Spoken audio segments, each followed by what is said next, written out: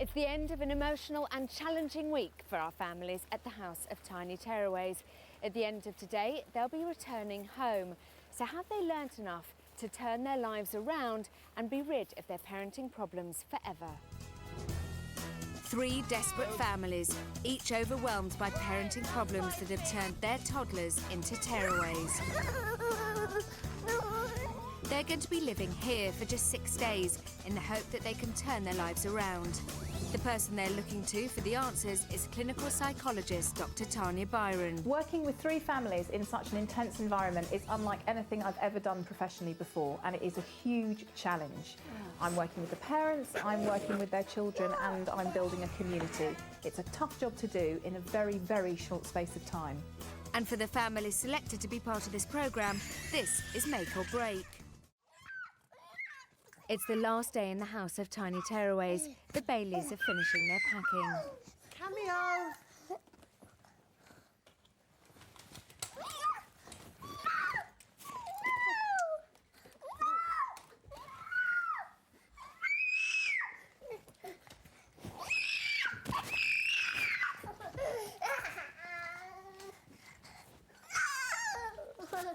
Right, that is it. At the beginning of the week, single mum Lisa Bailey couldn't cope with her unruly 3-year-old twins, Cameo and Corone. Bedtimes were a nightmare, with the boys often refusing to go to bed before midnight. Over the week, Tanya has helped Lisa to implement a more structured bedtime routine, with the twins settling much earlier and sleeping in beds instead of cots for the first time. Tanya has also shown Lisa how to interact with the boys more positively, which has resulted in a dramatic improvement in their behaviour. But will Lisa be able to continue the good work once she leaves? He's saying no, so stop it. Now you can sit in here for 2 minutes and calm down. Hammer.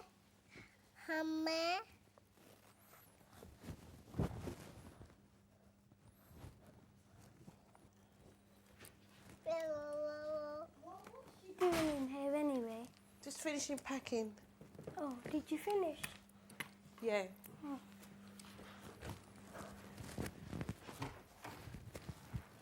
Right, come on out now. Oh, And you were not going to do that again because you will come back inside. Now calm down. When he's saying no, he means no. Where's your shoes? All right, he's saying sorry. Mommy, lift him. Okay, that's it. Oh, good Mum, boys. lift- Oh, Mum, look lift at that. Cameo and Corone Bailey at home wreak havoc. We've seen footage of them. They run around, they would go to sleep at midnight. How have they changed in the house? I think they've changed a huge amount. They started changing quite early on. I think it's taken Lisa longer, but I think these boys are much better behaved, are in a really good sleep routine, are listening to their mother more because of the way their mother is now parenting them, and I think generally are much more controllable, which is exactly what Lisa wanted. We've just seen Lisa have to carry out another timeout. How did she handle it? What I think is very important about that timeout, and I am going to mention it to Lisa when I see her, is the timeout occurred in the kind of situation that I think is very much what's going to happen at home. It's confined space, a lot of them on top of each other, not very much to do, getting a bit bored. That whole timeout and the space in which it occurred represents for me exactly what needs to happen when she goes home. And if she can do it in the room like that, I feel very confident she'll do it when she goes home. It's the final breakfast for all the families. Ian and Tina Wilson continue to present new foods to their son Max. Along with his usual yoghurt, they've given him some toast and a strawberry. Max, can you smell it? Smell it? Clever boy. What's in it? Strawberries. Not strawberries. Can you kiss your strawberry? It's a cold. I was on a roll there. 3-year-old Max's diet consisted of up to 24 pots of yoghurt a day, and any attempts by his parents, Ian and Tina, to give him otherwise were met with massive tantrums. This week there have been small but significant breakthroughs, with Max starting to feed himself, tasting a variety of new foods and eating carrot for the first time. Tanya has helped Tina and Ian address their own anxious behaviour and be more assertive with their son, which has seen some huge improvements in Max's behaviour at the table. All week, the Wilsons have been using a sticker chart as an incentive for Max to try new foods. Strawberry chocolate, strawberry yoghurt and a strawberry. Or strawberry. She already had six. Very good. Jelly. Daddy wants jelly too. Not yet. What's that called? Chopped up strawberries. Yeah. No, look. Max, watch.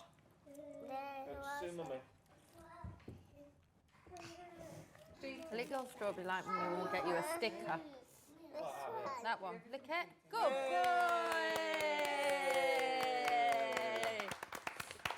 Let's go do your sticker. Licked a strawberry. Did you? Yay, clever boy. When Max Wilson arrived at the house, he would basically only eat yoghurt. He sat at the table with his blanket, he cried from the moment he arrived, he was very moany, he was very clingy with mum and dad. What are you seeing now when you look at this 3-year-old? He was eating 140 yoghurts a week of a particular brand in a particular pot with a particular picture on the front. He is now enjoying a much more varied diet. There are two aspects to Max's problem and the way we've dealt with it. One is the actual behaviour at mealtimes and one is the food and the diet itself.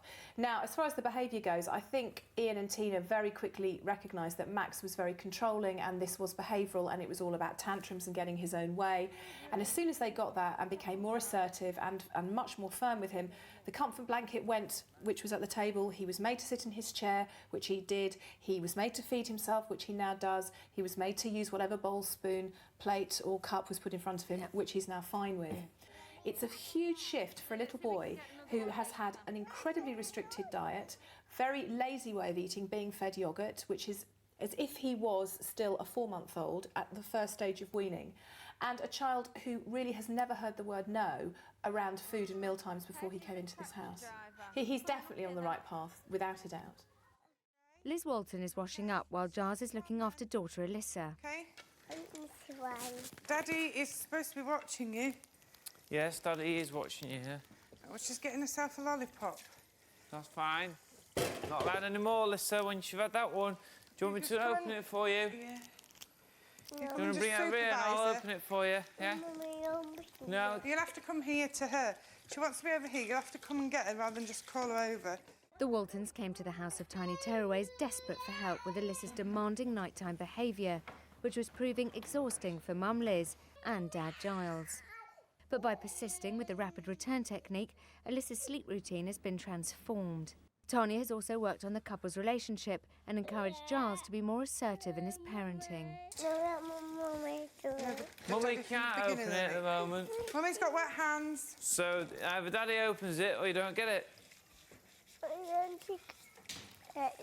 Fine, don't get it then. I need dinner. You're turning back into the old Giles that wants to just sit down and call her over. Remember, all week you've been really good and you've been going to her and doing things with her, not just shouting to her from across the room. How has their relationship changed? Liz said to you that she didn't even trust Giles with her daughter and that she wanted her to herself and didn't want to share her daughter with her fiancé. How has that changed?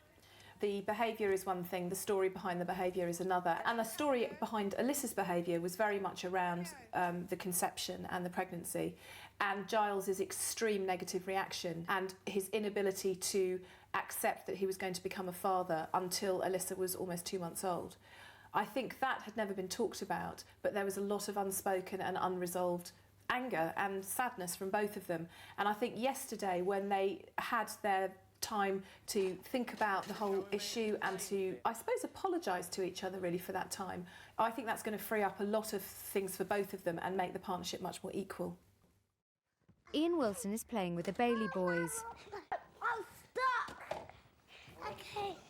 while Lisa Bailey joins Tanya for the last time. Look, let's talk about the week. Today's Friday, you're going to be going soon. I believe it. It's gone It fast. has. It's gone so quick. And what a journey it's been for you. Yeah, and the tough one. process it's been tough. Yeah. I thought you were going to break up until Wednesday night. Okay. Because every single time we talked, you sat there going, yeah, and you'd leave the But I didn't get it the yet, chat, did I? Yeah. and you'd do a bit, and then you'd be like, and it would all fall apart again. I know. I don't know, I just thought that I don't want to hear you say that to me, that I'm, you know, that I'm not going to be able to, you know, manage it. You know, that does kind of think, oh, you know, I've come here for you to help me, and then it's like you're thinking I'm going to fail. And, you know, that's not nice. To know that, you know, you don't believe in me, and I believe that I can do it, and I will do it. Right. And I don't need to prove to anybody else apart, you know, to myself. Exactly. But up until Wednesday night, you were doing it for me. For you, yeah. And then on Wednesday night, I annoyed you by saying, I don't think you can do this. Yeah. And you thought, I'll show her. Yeah. And now who are you doing it for? Yeah, I know. Would you like to see how far you've come? Okay. Okay, so have a look at this. And look, you're flipping mic again. How many times have I got to put it on you? Stand there. Silly.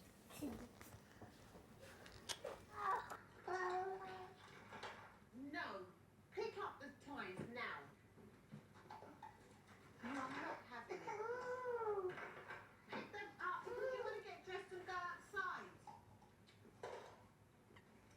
Gosh, I'm just so bossy and... Hurry up, you're too slow. Oh my gosh, ain't I horrible? Gosh, I'm awful. I feel like crying. Oh gosh, am I really like that with my children? No, not anymore. Oh my gosh. Why are you making me cry? This is supposed to be a happy day. Because it is. You'll be crying at the end, but you'll be crying with happiness. But you need to see where you started, because I'm telling you, you have made quite a big transformation. And I just walked away, like, you know, like to say, do as I said. You know, I don't want to see you, or oh my gosh, that's awful. But he wasn't really doing anything wrong, was he? Not really, no. And little Cairo, he was trying to help you at bedtime. I know. Got a smack in the head. Oh my gosh. Has that shocked you? Yeah, it has. A lot. I've just been like this for so many years. Speaking to them like that, have I like really damaged them in some kind of way? You've got 4 kids aged from 3 to 12. Yeah. You've got very little support. Life's been tough. It's been tough. And you've got beautiful children who are not damaged at all. Because yesterday what we saw was as soon as you interacted with them positively, they were extraordinary. You've so changed. Yeah. But the point is, the boys are so used to a different kind of parenting. Yeah. They will challenge you. You will go back to the flat and it will be hard for a while because they will really test you. You have to get your routine in place. You have to get up with a smile on your face. You have to get your head down, get through the day with all the techniques we've talked about. But the next clip I've got for you is a good clip. Okay. It's about how positive and how well you can interact with the boys and how brilliantly you're beginning to do. Oh, look, more imagination now. Wow. Yeah, ride the bus. And let's sing. The wheels on the bus go round and round, round and round, round and drive the bus. The wheels on the bus go round and round all day long. Gosh, Carol really enjoyed that. Yeah. Play is a really important part of child development. Absolutely, and not just in terms of cognitive development and information processing and all the things that go along with that, but also in terms of the relationship between parents and children. So the more you play with the boys, not only are you giving them positive interaction, but you're improving the bond that you have with them. Okay. And I think one of the reasons, and just thinking back to the beginning when we saw the footage from home, that your boys used to run around the flat like lunatics until midnight is because they were unstimulated and bored. Children need stimulation in order to develop and grow, and if we don't provide it for them, they will provide it for themselves. The boys being trapped in the flat with you all day watching DVDs, they were getting nothing. You were feeling miserable and bored, so you were negative with them, and that's how the whole thing cooks up. Yeah, I know. Haven't you done well this week? I have done really well, because I would never have thought, you know, that I was the problem in the first place. And obviously, you know, like, I feel guilty. Well, I don't want to feel guilty, and I'm feeling okay. The other evening, you know, I was a bit upset. that I feel guilty, but then I can't be walking around with guilt for the rest of my life, because then, you know, it's not going to do me any good, is it? You know, I can only I can only just make it up to them or do better. I just feel so bad. I've just been a horrible parent, and I'm thinking, you know, I'm a good parent, but then I was, but not in the right way. What you've done for the twins, you can do for the other two. And I want you just to look at how difficult it is to be Cairo sometimes, Oh, right, so that you remember. Yeah, okay. So here it is. Eat your burger, eat some rice. No, you don't deserve none after what you've put me through. No, I'm sorry. He doesn't get very much praise because that's it. I know. No! No! Thank you for holding on, Cam. Corona, you okay in there? Good boy. I'm gonna sleep here with you, yeah? I'm gonna sleep here so you can go to sleep. Lie down. Lie down. You as well, come on.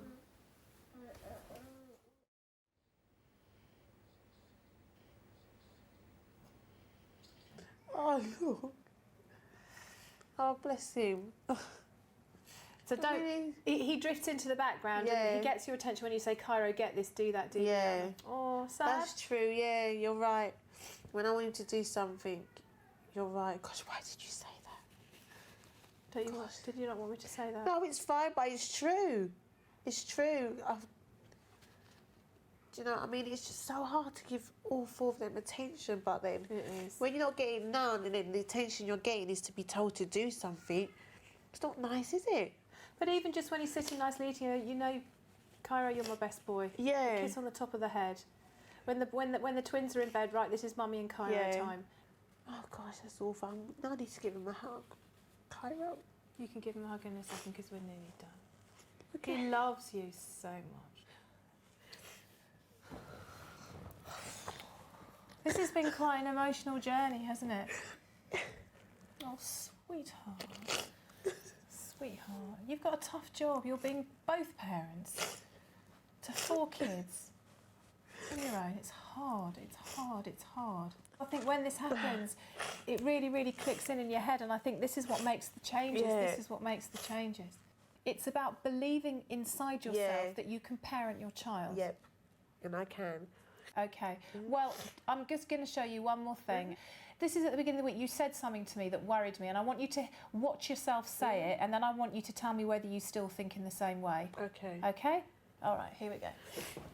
What's been in my head is, what on earth is going to happen to Lisa when she goes home? Is she strong enough to be able to continue what she's been doing here in that place where she feels quite down a lot of the time?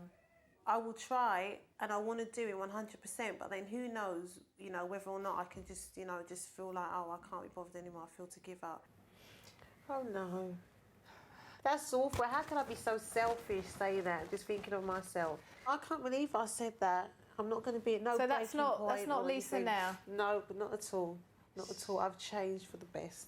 Has it been a good week? It has been a good week. It's been tough, you know, and it's, you know, it's been hell, and it's hurt, and, you know, happy, sad, but I'm happy now. And I ain't gonna let you down, Tanya. I'm not gonna let myself down. I believe Not you. at all. I believe you. I can't do it. I'm not going back to the old Lisa. I'm sorry. Ian Wilson is reading with son Max and Corone Bailey. Mother, A dinosaur. Mother, It's a dinosaur. it's there. That's another dinosaur. Was that marble? It's a brown dinosaur. Mother, That's a rainbow dinosaur. mother, It's a dinosaur again. that monster. Yeah, that's like you and your brother That fighting. monster. Yeah, dinosaur. I only want to read it. We read it all together. Yeah? I only want to read it first. Yeah, but we're reading it all I together. only want to read it. What are we on about sharing? I want to read it.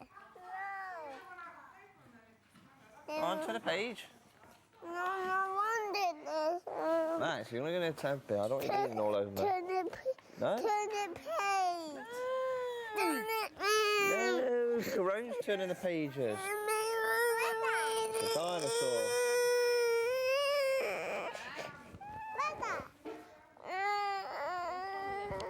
She wants to eat them all. Me want to be the ball. Oh, what are them people doing outside? What that? It's a What are dinosaur. men doing outside? Really? What that? That's a red and purple and yellow dinosaur. Swallows. Eh? Swallows. Yeah, dinosaur. Tanya has set up one final activity for the families. The Baileys will be making handprints in plaster, while the Wilsons and Waltons will be painting the ones they made yesterday. Tanya has provided everyone with protective overalls, but Max Wilson is putting up a real struggle as his parents try to put his on. That's one leg in. When you've got Max in there, obviously a little bit mucky, getting stuck in and enjoying himself, as we can see he is at the moment. And Giles, I'd like to see you lead this play, if that's all right. No problem. Yes? Ew, snowman. Cool. All right, enjoy yourselves. I'll see you a bit later on. Ignore him there.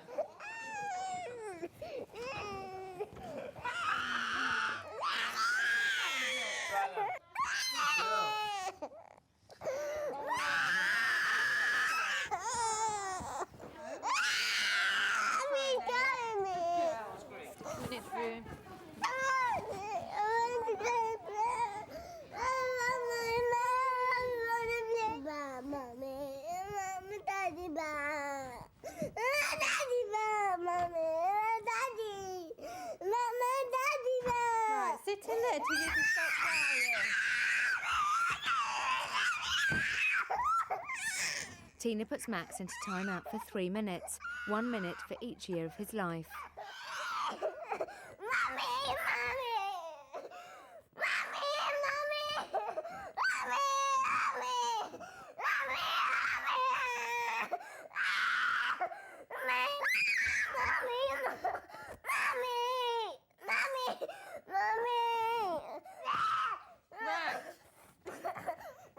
Mummy put you in there because you were being a silly boy and having a tantrum. Now, would you like to come out and do your painting? Would you like to come and do your painting? I'm tired. I'm tired, Mummy. Come on. Come on. Stand up then and walk. Come on. I can't carry you because I've got... Good boy. Good boy. Would you like a cuddle? Yeah? Right, cuddle. With Max's tantrum over, all the families settle into painting and making handprints. You want green? There you go then. What do you mean to look at it? She's coming to do Boy, yours, well done. Giles. Is that That all looks right? good, doesn't it? Should we leave you with the green What about then? yours? Oh, done. Good boy. Hey. Hey. Good boy. Carone's all done. Mine. Is it? No. I find one, Mum. Oh my gosh, mine's gone too hard now. Oh my gosh, this is hard. With Camille, wait, Camille's is getting hard. I'm not. Camille, look, let me just smooth it now. Let's smooth it down together, darling. This hasn't worked. This is a disaster. Max, look at Alyssa. Ooh, kneel down or sit down or something. Put your handy just here. Ready? Swap you. Right, same Yeah? place. That's Swap a with good idea. Why don't you paint some more pins? Yay! We'll get some wipes after. Let's do a different colour at the other side. What colour do you want? Blue? Tanya, why did you set up this activity for the families on the last day? I think it's very symbolic to leave your handprint in a place that has had so much meaning for you. But I think there are different aspects to this for all of the families. Looking at the Waltons now, this is about whether Giles can lead the play. She wants to do it with her hand. You want to do it on your hand? Can I have some yellow, please? No. Once She's finished. using yellow. It's really seeing that Giles and Liz can kind of jointly work with Alyssa, and that Alyssa isn't automatically managed by her mum, whether it's through play or any other kind of activity. It's not going to work, but she's not got everything covered. Let me do it. Give me a Max, hand. that's great. Look Give at me a you. hand.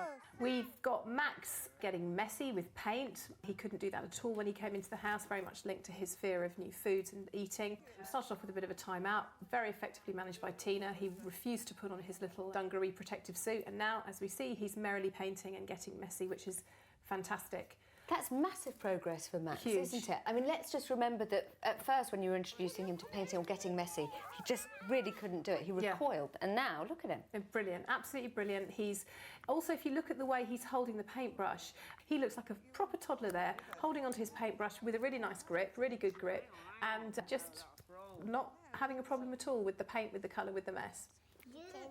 What did you expect to see with the Bailey family who were sitting up at the table? Chaos. Did you? Yes. Do you remember at the beginning of the week they made cakes and it all got a bit sort of difficult and tricky? We've got these three boys sitting there, beautifully behaved amongst an awful lot of mess. Mum totally in control. She looks happy. She's smiling. She's attending to each of them, and fantastic, absolutely fantastic. That for me is a real journey. Wait, Cameo, wait. What does wait mean? Wait. Show Mummy how good you can wait. Right, put your hand here. And you mustn't touch it after, okay? Lisa Bailey is looking after Alyssa Walton while her parents join Tanya for their final consultation. Do you feel ready to leave the house? Yes. Yeah. Why do you say yes? Because we like this, we've come a long way since entering the house, if you like. Things have changed a lot, haven't they? They have. How have they changed? Alyssa's grown up a lot. We've learned an awful lot that we can take home and put into practice, not just with Alyssa, but with Josh and with ourselves.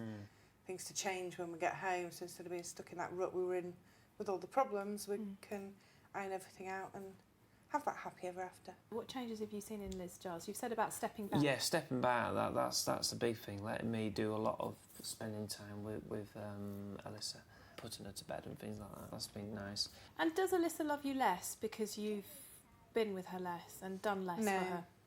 She's just the same, you know, as she was, isn't she?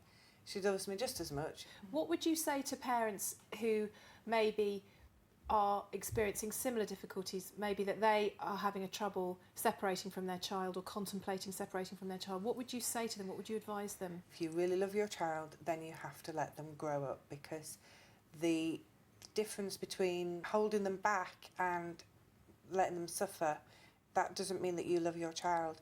That means that you're being selfish. And to let them go and to see them grow, it feels so much nicer inside than that panic. Do you think you were being selfish? Yeah, very. I think I was. It was more for me. It was all about my feelings for her and my need to feel that she loved me, whereas she did anyway, and I didn't need to hold tight to her to see that. It's a big emotional turnaround for you. I mean, it's almost a complete rotation, face the other direction. I've learned a lot. Yeah. Do you remember what it was like when you were at home? Would you like me Barely now. Vaguely, I Would you like must to be admit. reminded? Yeah. Shall we? I've got a number of clips here because I want to show you your journey. I think you've made incredible progress this week. This is the Walton household at bedtime before you came into the house. Baby, Mummy's here. Listen. Can I hear for anything from 5 minutes to 45 minutes at a time? Oh God, I remember doing that. Lots of screaming. I mean, it was kind of, evenings were hell on earth for you, weren't they? Yeah, they really were, weren't they? It was all about her. I couldn't be myself. I was purely her. You know, she was a limpet stuck to me. But she was stuck to you because I was holding her there. Absolutely. And what was fascinating to me was the way she learnt to cope with nighttime. But the first night was an absolute nightmare. Do you remember that, Giles? Will you ever forget it? Will you ever forget the first night? No. Will you forget the key numbers of that night, the number of minutes it took you to settle her? 52 minutes. 52 minutes. And how many settles? 36, I think it was. 36. Let's just remind ourselves what it was like.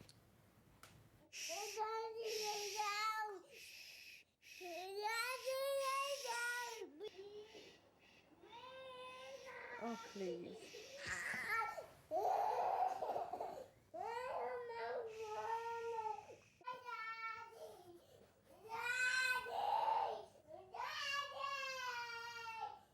He can do it, Giles.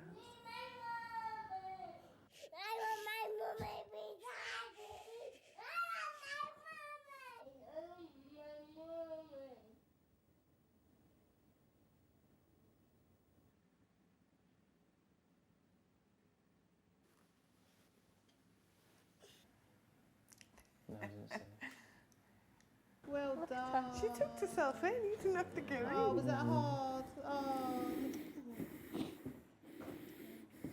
It was a tough night, It and was, yeah. I don't always stay with parents, but I stayed with you because I knew she put up a big fight, and I felt it was going to be hard for both of you. And you had your head in your hands a couple of times, and your heart was breaking. And you came out of that room and you had a very emotional cuddle. And then we sat in here for a while and you said, oh, I think I've been really cruel. I think maybe she won't love me anymore. And the next morning she was... She couldn't care less. She wasn't bothered. There was no heartbreak for her. You know, she just wanted her own way. And when she was told no and finally accepted that, she went to sleep. Penny dropped. So actually you've achieved more than you actually thought you'd ever achieve. Gosh, yeah. We're happy with sleep. You know what you're doing when you go home. Prepare yourself. She might be a bit worse tonight because she's back in the familiar environment where she knows she's got you on the floor. But you know what to do. Persist, persist, persist. And when we go home now, things will be completely different because I will not jeopardise my child's development just because of, you know, it doesn't matter what I feel, it's not going to happen. Because of your emotional issues. And the anxiety that you had led you to be really overprotective to the point that, Giles, you were always being elbowed out of the way.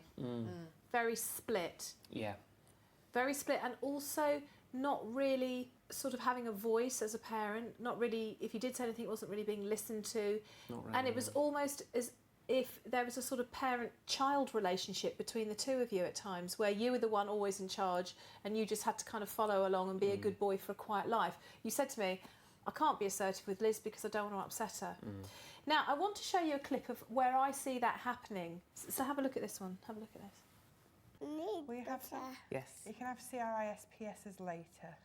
If you have them at the table with all the kids, they'll want it. Giles! Okay.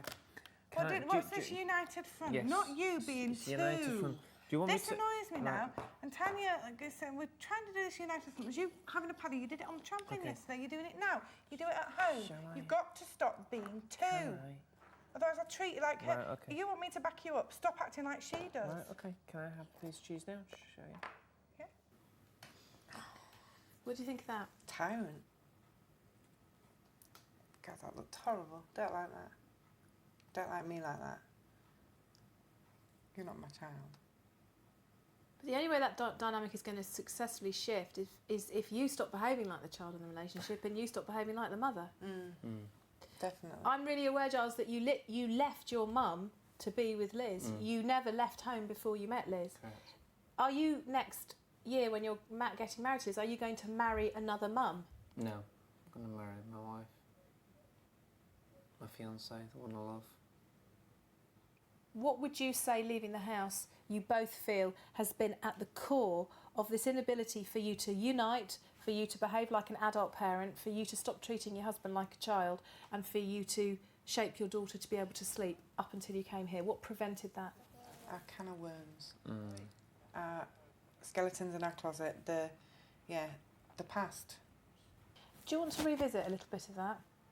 Yeah. I think it's a big moment, but I think it's important that you see it once more before you leave. Okay.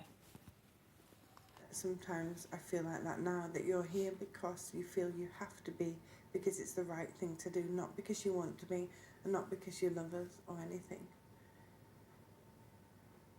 I didn't know you were obviously harbouring... I knew you were harbouring all the thoughts, but actually didn't know they were, I don't know, hurting you that much. Are you worried that you might have done something that could have caused irreparable damage? Yeah, totally, yeah. I sat through the whole pregnancy while you were hurting me and put up with all that without once telling you. Do you really think I'm ever going to leave? If that isn't going to push me away, what on earth are you going to have to do to get rid of me? You silly boy.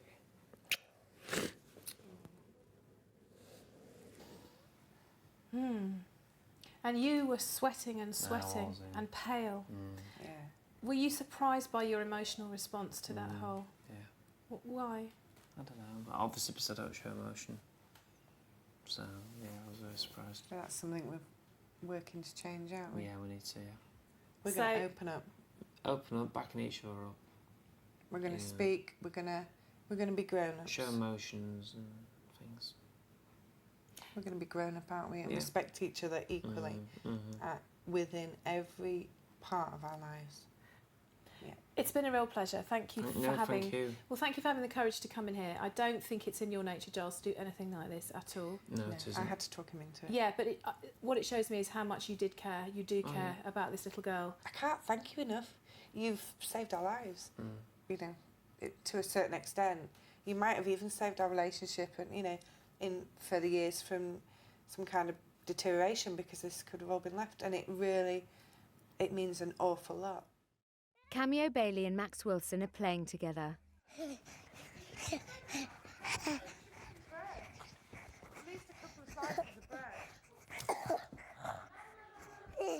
Ta-da! Made it. Made it.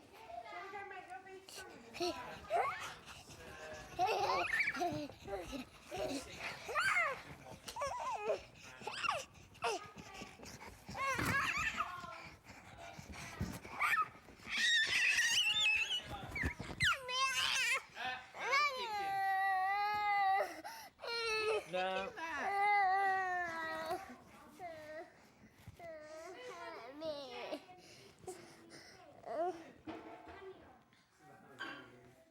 Alyssa, you lick your hoop.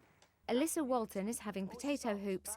Liz and Giles Walton try and encourage Max Wilson to join in. Alyssa's eating all Do you see what Alyssa does with hers, Max? She puts them on her fingers. Show Max what you do.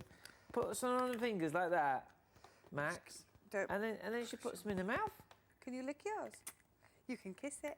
And lick it. Lick it. Sit down. Ian and Tina are having their final consultation with Tanya. What a week it's been. Tell me about it. The week you expected? No, No. not at all. What were you expecting then from this week? When I came in, I thought you were going to come in, eating dinner, because that's what I thought. That's what I thought was wrong with him. Just didn't eat. But now, I don't. So now what do you see? There's a lot of issues deep inside that we didn't talk about. Absolutely. So you bring in the behaviour problem, which is Max and food. And actually, it was a big, huge problem. Do you remember how bad it was? Do you? Not really. Do you want to see? Do you want to be reminded? Have a look. This is what you brought into the house, okay? This is the problem. Come and try some. Why? Why won't you eat it? Look, try a little bit. Who's on your plate?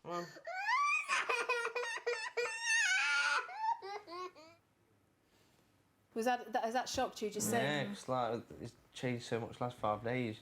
Forgot all about that. It really was a terrible problem. To the point that when you came in on Sunday and I opened the fridge and there were 100 and something yogurts in there, you just broke out into tears. It's still hard knowing that he doesn't eat, and he doesn't eat as well as other children. But he's accepting it though. But he's accepting it, and he's willing to sit at the table just to progress on that for a start. It wasn't just food, it was the whole process of eating. It was sitting in a chair, sitting at a table. Anything to do with mealtimes for him was full of anxiety and tension. And why was he so anxious and tense? Because we were. Just be reminded of exactly that. You're going to eat your rice? You're going to eat your rice? Yeah, Mummy, eat your rice. Have a little bit then. Eat some rice and then you can have Mummy. You're going to sit in this chair? Constantly badgering him, talking to him. Eat your rice. Do you want to eat your rice? Will you eat your rice? Do you want this toy? Do you want that toy? Sit on your chair. If we were having dinner together and I was doing that to you, wouldn't you just grab something and wrap it round your head and start having a tantrum? In his face. It's just like you don't realise you're doing it. Are you going to descend into a pit of I'm such a rubbish mother? No. Good. Let's not forget that it's only 5 days ago that was going on. And as soon as you changed your behaviour, what happened? Max changed. Max changed. Mm. Max has changed. Yeah. Shall we see how he's changed? Would you bite Mummy a carrot? Go and bite it. Good boy! Good boy! That's very good. Good boy, yeah! You clever boy. Excellent. And a strawberry this morning. Yeah. Now, this is the child who wouldn't put anything in his mouth unless it was liquid. Anyway. And now he's picking it up, he's licking it, and he's putting it down. He's accepting it now. So that's the food. But it wasn't just about food. No, don't like getting dirty. Cleanliness, not liking getting dirty. So Wednesday I sent you out to crawl around the forest floor and collect bugs. Yeah. Now that happened. Hey. No, with your hand. No, you're like this, mate. Move, move. Like this.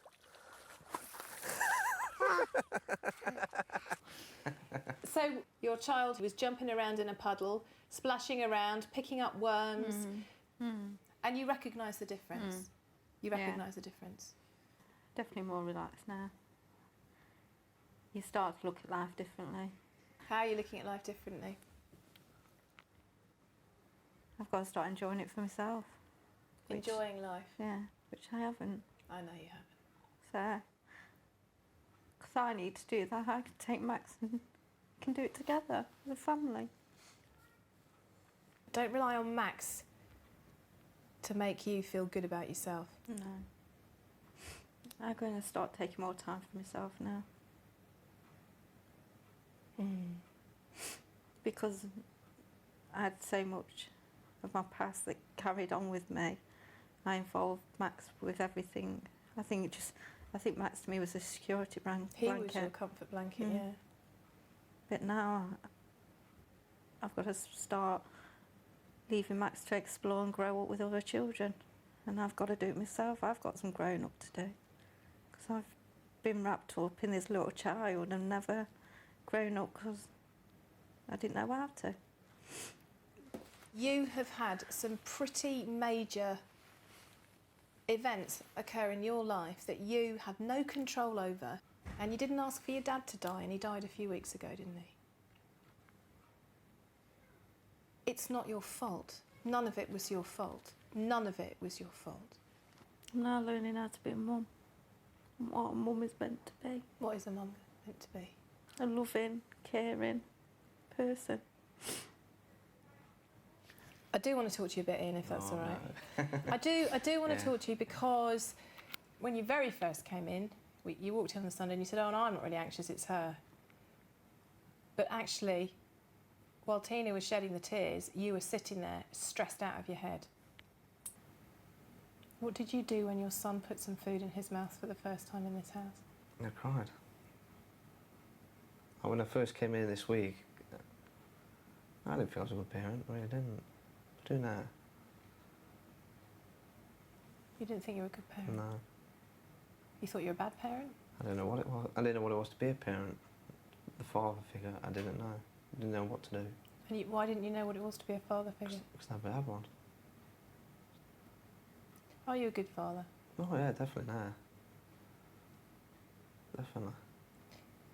Were you a good father? Yeah. I just didn't see it.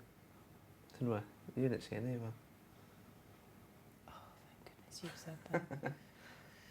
You intuitively know how to be a father. And it's interesting, not just to your son, but every boy in this house. They've been stuck to you like glue all week.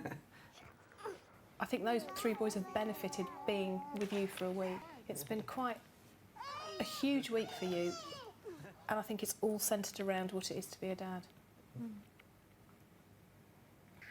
It's been the best 5 days, 6 days, hasn't it?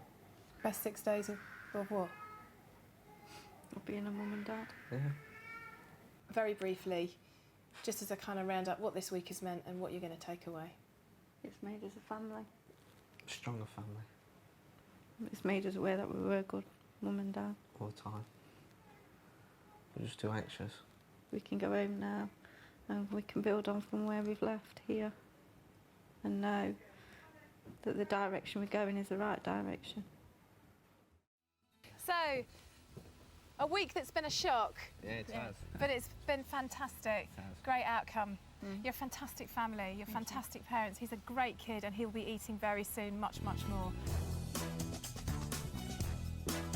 The Wilsons are on their way back home. Do you have any fears for them?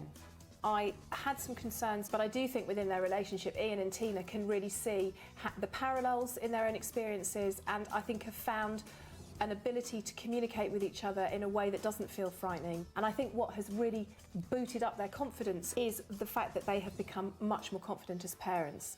Their son, with very, very little work really, is now behaving like a toddler. He is beginning to explore new foods. He's put new foods in his mouth. He's stopped eating yogurt as his main diet. He will take whatever utensil is given to him. He is self-feeding, and the comfort blanket has gone.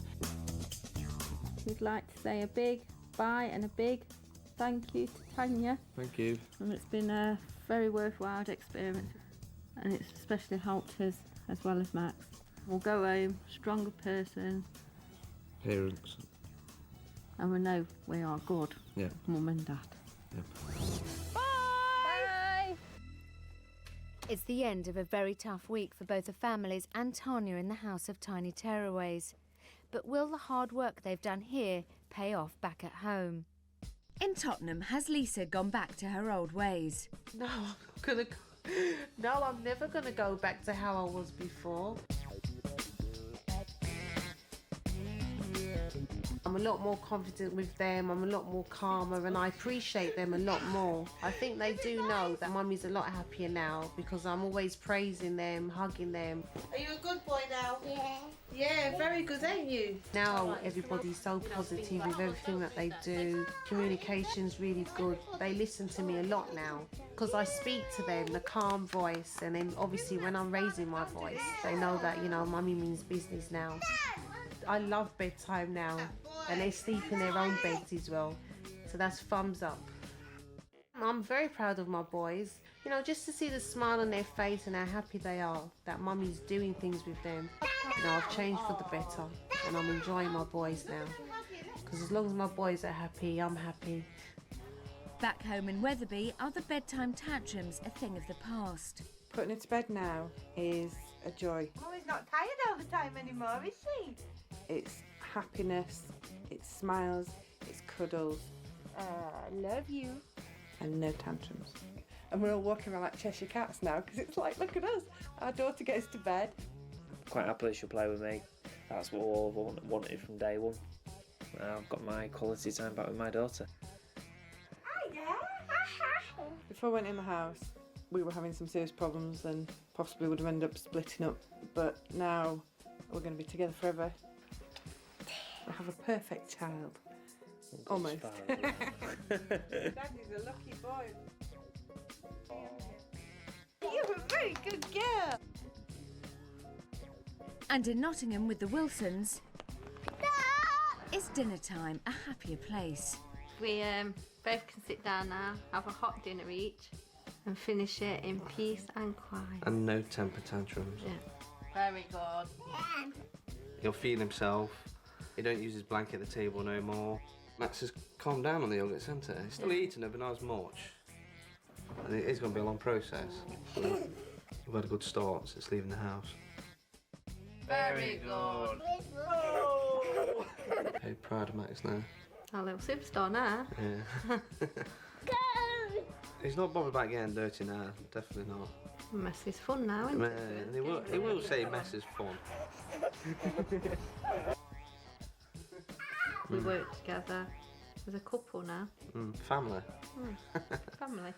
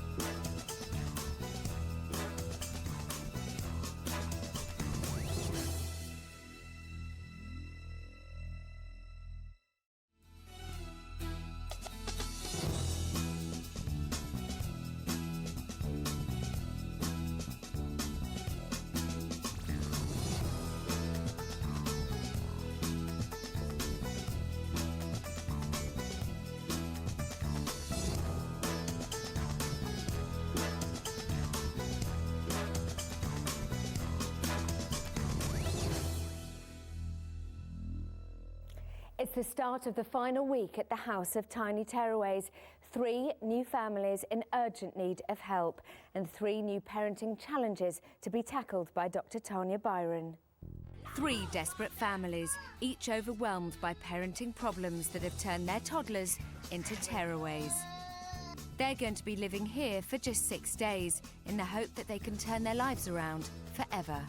The person they're going to look to for the answers is clinical psychologist Dr. Tanya Byron. Working with 3 families in such an intense environment is unlike anything I've ever done professionally before, and it is a huge challenge.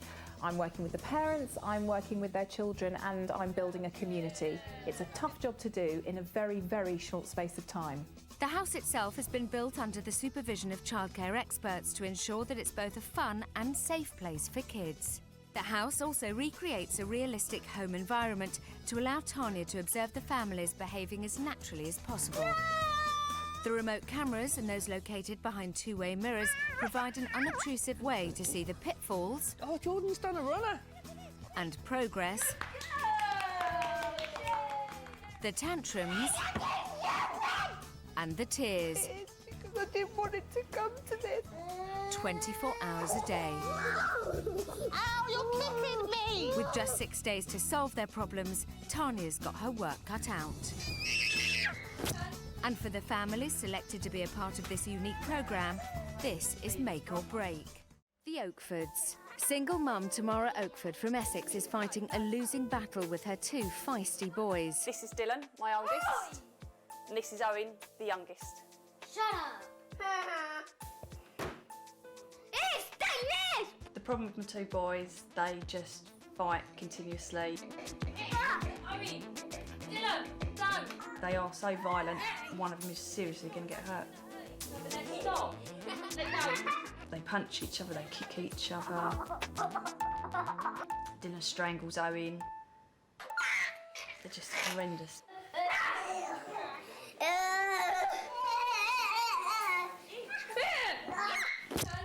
They just never listen to me, never. Dylan, stop! Trying to discipline them is really difficult. You should buy your Lego! No, you won't. You shouldn't. You should not be fighting. I don't think either of the boys respect me. So the control is more or less 0, I'd say.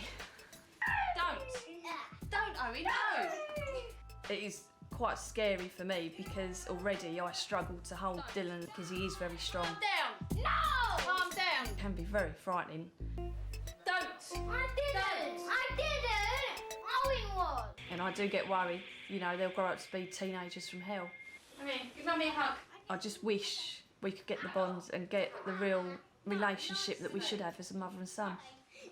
No, nicely. At the age of 3, Dylan's world was turned upside down. When I separated with their father, I was 3 months pregnant with Owen. So in a very short space of time, Dylan went from having mummy and daddy, living in our own house. We sold the house, we moved. He also started school at that time, and a new baby brother was on the scene. Within 6 months, I'd say that happened. And Dylan was 3 at the time, so his world just totally exploded. And I don't think he's ever really come to terms with all what happened. It seems that bad boy Dylan is a bit of a Jekyll and Hyde. At school, they don't have a problem with him at all. At school, he's an angel. He's just gone up to juniors, and within the first few weeks, he had the headmaster's special certificate award. They've always said he's so willing, he's so helpful. They're amazed when I turn around and said what his behaviour is like at home with me and his brother. They were gobsmacked. Get on. Go to your room, I don't want to see you. No, I don't care now. Get in there. My relationship with Dylan is not fantastic. There's times when I really don't like him. It's an awful thing to say. Got a giant whopper to whack her around the head with. I do get quite down and quite upset because I just can't see a way out of the situation at the moment. I don't think they're happy within themselves, and I'm not happy because I don't want it to be the way it is at the moment. Sit down. Now stop. Go away, smelly breath. Stop. Stupid freak. And I do get worried, you know, they'll grow up to be teenagers from hell. Oh, fish tank.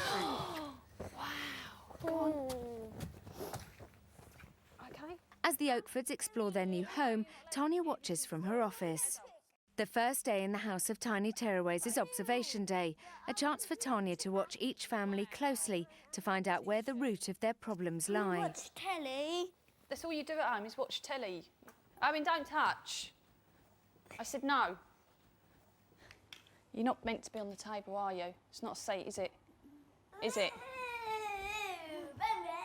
Bum, stupid head. Don't be rude. I got a bogey, Mum. Blow it properly. Don't throw it. Big nose.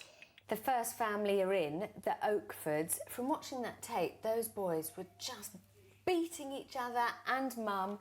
How do you think they're behaving since they've arrived? They're very boisterous, very lively. I'm really struck by the two of them already and really struck by their interaction with their mum. She interacts with them really nicely, talks to them a lot, but the voice, the tone of voice, the pitch, the speech rate kind of shows strain and anxiety and agitation. And certainly there's a lot of, no, don't do that, no, don't do that, kind of before anything's about to happen. She never once says, good boy, well done. Very little physical contact, cuddles, kisses, I haven't seen at all. Dylan is a real rough and tumble little boy and walks in holding a bunny rabbit in a baby grow, which I know is his special bunny, which he carries all the time. Quite unusual for a child of his age. He's almost 7.5, which indicates to me a real sort of sensitive, maybe a little bit of an insecure side. What did you glean from watching the footage from the Oakfords at home? Well, it's a battleground. It's an absolute war zone. You know, little boys will fight, brothers will fight, but it's just, for me, just kind of stepping outside of what I would say is normal and appropriate. It just feels like it's a little bit edgy at times, a little bit dark. I need to try and understand why these boys really, really fight, and they fight in the way that they do. Hello, boys. Sorry, I didn't hear that. What's your name? No volume control. No. Owen sees a maniac freak. Get away. Dylan. Give me a... Shake my hand. Who's going to shake my hand first? Owen? I'm going to count to 5. So who's going to get to my hand first? 1, 2, 3, 4. Pleased to meet you, young man. What is your name? Owen. Owen who? An Oakford. Owen Oakford. Very good. And who's this lady? My mum. Your mum. Tam. She's called Tam. Nice to meet you. I'm called Tanya. What's your name? Dylan. Dylan who? Dylan Harry Oakford. Dylan Harry Oakford. And how are you? I'm Oakford. And I've got cold hands, you've got warm hands. Warm me up. Ha ha ha. And what do you think of the house? Fine. What do you think of the fish? Fine. What do you think of my table? What's your name? What's my name? Yes. Do you not know what my name is? No. My name is Tanya. Can you say that? Donna. Dana. Yeah. Donna, stupid. Dana, stupid. That's exactly my name. Dr. Dana, stupid. So, why have you boys come to my house? Do you know? Yes, Why? because we're naughty. Oh, are you? Me. Who's the naughtiest? Me. You are? Yes, because I strangle him. Why do you strangle him, darling? To kill him. Why do you want to kill him? Because he's a stupid freak. He's a stupid freak. OK, Yes. well, we're clear about all of that then. So they're very lively. Constantly. Yeah. Thank you for coming here. How do you feel? Nervous? Quite nervous. Yeah. But looking forward to trying to control them a bit. Get off, Dylan. Get off, Dylan. Don't. No. No. No, please. No, let go. Don't. No. No. He hurt me in my Yes. bad eye. All right. No, don't run him I over. ran his toes over. Calm down. No. Owen, that was naughty. No. No. Don't. Don't. I'm kidding. Right, come sit with Mummy. Ignore him. Stay away from him then. No. Stay away.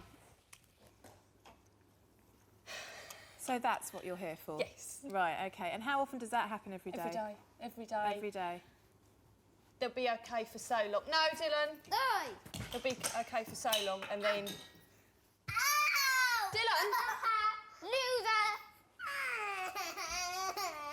And what consequence normally happens? I've tried time out, but if I do put one of them in time out, even though they've been fighting, the other one will then come up and attack me to let the other one out. This must be very exhausting and stressful. I think it's got to the stage now where I just let most of it go over my head. Really? Yeah. Did you bring a toy into the house? A rabbit? Is that your rabbit? Yeah. Where is he? Can I meet him? Mum, come on, let's go and get him. You go and get him. You go and get I'm him. scared on my own. What are you scared of, darling? Monsters and naughty fox. Naughty fox has always been quite a big thing with him. Naughty? Fox. Naughty fox. What's the naughty fox? He's a naughty fox. Where is he, darling? I don't know. He only comes out in the night. Does he? What does he look like? He's a fox, but in black. A black fox? Yeah. And what colour are his eyes? Red. So he's scary, is he? And do you see him sometimes? Yes. Do you? Yeah. You looking like you want to cry a bit. Why do you want to cry? It isn't. It's where Owen's punched me in the eye. Yes. Does it make you sad sometimes? No, it makes me great fun. No. Loser! It's not funny, Dylan. You're all right, Owen. No. And who's the main sort of instigator of the fighting? Well, everyone says I blame Dylan, and they can see it's actually Owen that starts it. Right. And I tend to always blame Dylan. And Owen is the one in tears on your lap? Yeah. Right. Yeah. Right. Okay. He's the slyer one out of the two. What, he'll set things up and trigger things Yeah, up? Right. yeah. Right. And I always end up blaming Dylan, which is wrong. Why do you think it's got to this stage? I don't know. I really don't know. Being a single parent as well. Yeah.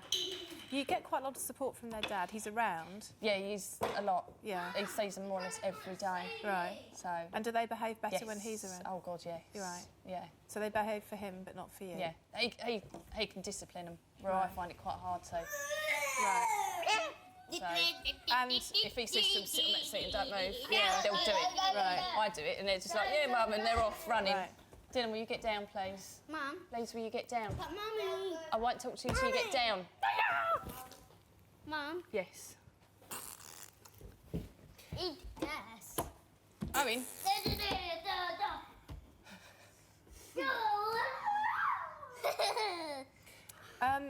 What do you want from this week, and what do you want by Friday?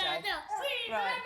But by the end of the week, I've mostly have changed myself that I can do these steps, and it will produce some sort of result. Not that they're going to be angels. Do I need to do the most work within your family, do you think? Most probably me, to be honest. So what is it about you that needs help with, do you think? Learning how to discipline them and have some sort of assertiveness over them. So you never actually kind of follow through with any discipline? Yeah. Right. Can we have that open yet? Not yet, no. Have you finished your biscuit? Let me tell you something. Come here, turn around and get off my table now, please. And sit on there and look at me. And let me tell you something. You don't go on my table again, do you hear me? Yes. Tell me what you're not going to do.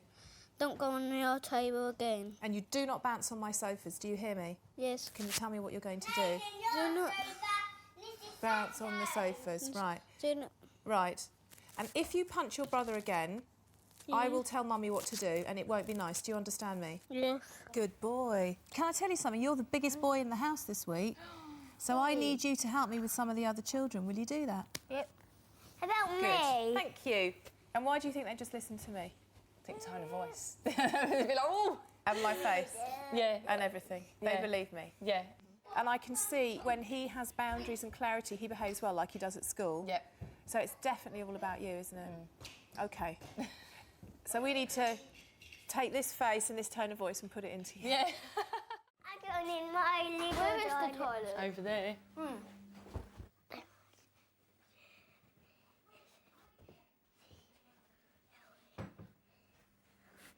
What are you doing? Why have you put him in there? Because then I see it. All right. Tackling tomorrow's parenting problem in just 6 days is going to be a real challenge for Tanya, and it will only get tougher with the arrival of our second family, the Woods. In Northampton, Sasha Carty and her partner Simon Woods are locked in a food fight with their 4-year-old son, Ethan. The problem with Ethan is he won't actually chew food. Just chew a little bit. Why? No, I don't want it. Everything has to be mashed. Why don't you want to I bite? don't want it. He will touch food. I wouldn't go as far as that, but if you go to put it to his mouth, to his lips, he'd go mad. Won't entertain that at all. It's as though he's got something in his head that sort of saying, well, I'd like to try it, but he gets it up to his lips and just won't go that next step of actually putting it in his mouth. Don't want to. We try and sort of keep it as varied as possible, introducing new things. He's just not budging. I don't want to. Yeah? However, there are a few things that Ethan has absolutely no trouble eating. We'll have yogurt now. Yes. All gone. When he has his yogurts, and he's quite happy to sit there, don't hear from him until he's finished them. You know, he loves them. Yes. And yoghurt isn't the only unusual eating habit for Ethan. The most comical bit is watching him eat a packet of crisps and literally just roll them around in his mouth, on his lips, licking them all off and then he'll put them back. You try biting it? No. Why? No. Why? Dad, go away. Ethan's refusal to eat properly is a real concern for Sasha and Simon. From a health point of view, it can't be doing him any good. Eventually, he's going to be very constipated and he's going to be in a lot of pain. I know that he needs help with it. I know that we need help with it. Can you even just put it to your mouth? No, I can't. Why? I can't do it. From my point of view, I'd like us to sort out his eating, get him into a routine where he's chewing, he's trying different things. Yeah, I'd be so pleased, like other children, you take them to the shop and they always want sweets. I'd be so pleased if that ever happened. I really would. Or just for him to eat a sandwich or a bit of cheese or, you know, I'd be happy. Hi, I'm Tamara. I'm Sasha. Hi. Hi. This is Dylan. Hello. This is Ethan. Hello. There is another one somewhere. Yeah, he's hiding. He's hiding. We saw him, Yeah. Simon. Yeah. Pleased to meet you. Like all the families, the Woods are free to leave at any point, but Tanya is hoping that over the 6 days they'll put the necessary work in to treat their problem and leave with a clear plan for the future.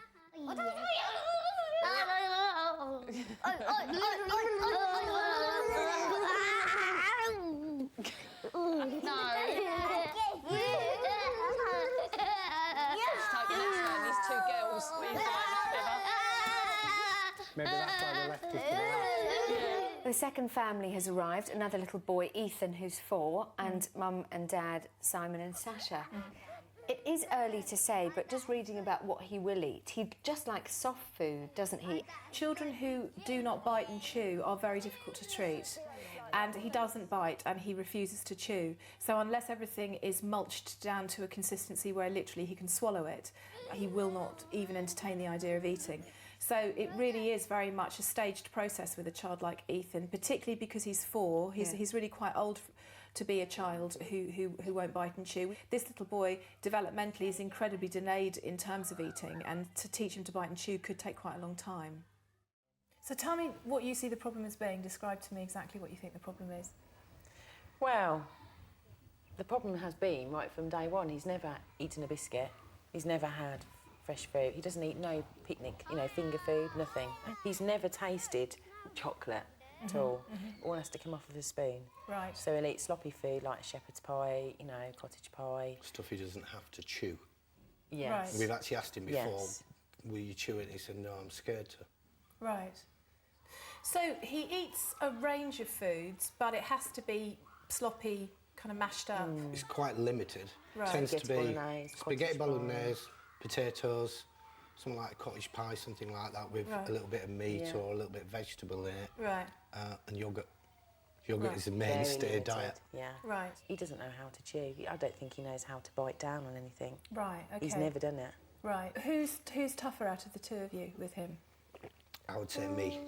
I don't know. No. I would say me. On discipline and that, yeah? Right. He would get away with perhaps that little bit more than what I would if I've got him, I think, yeah.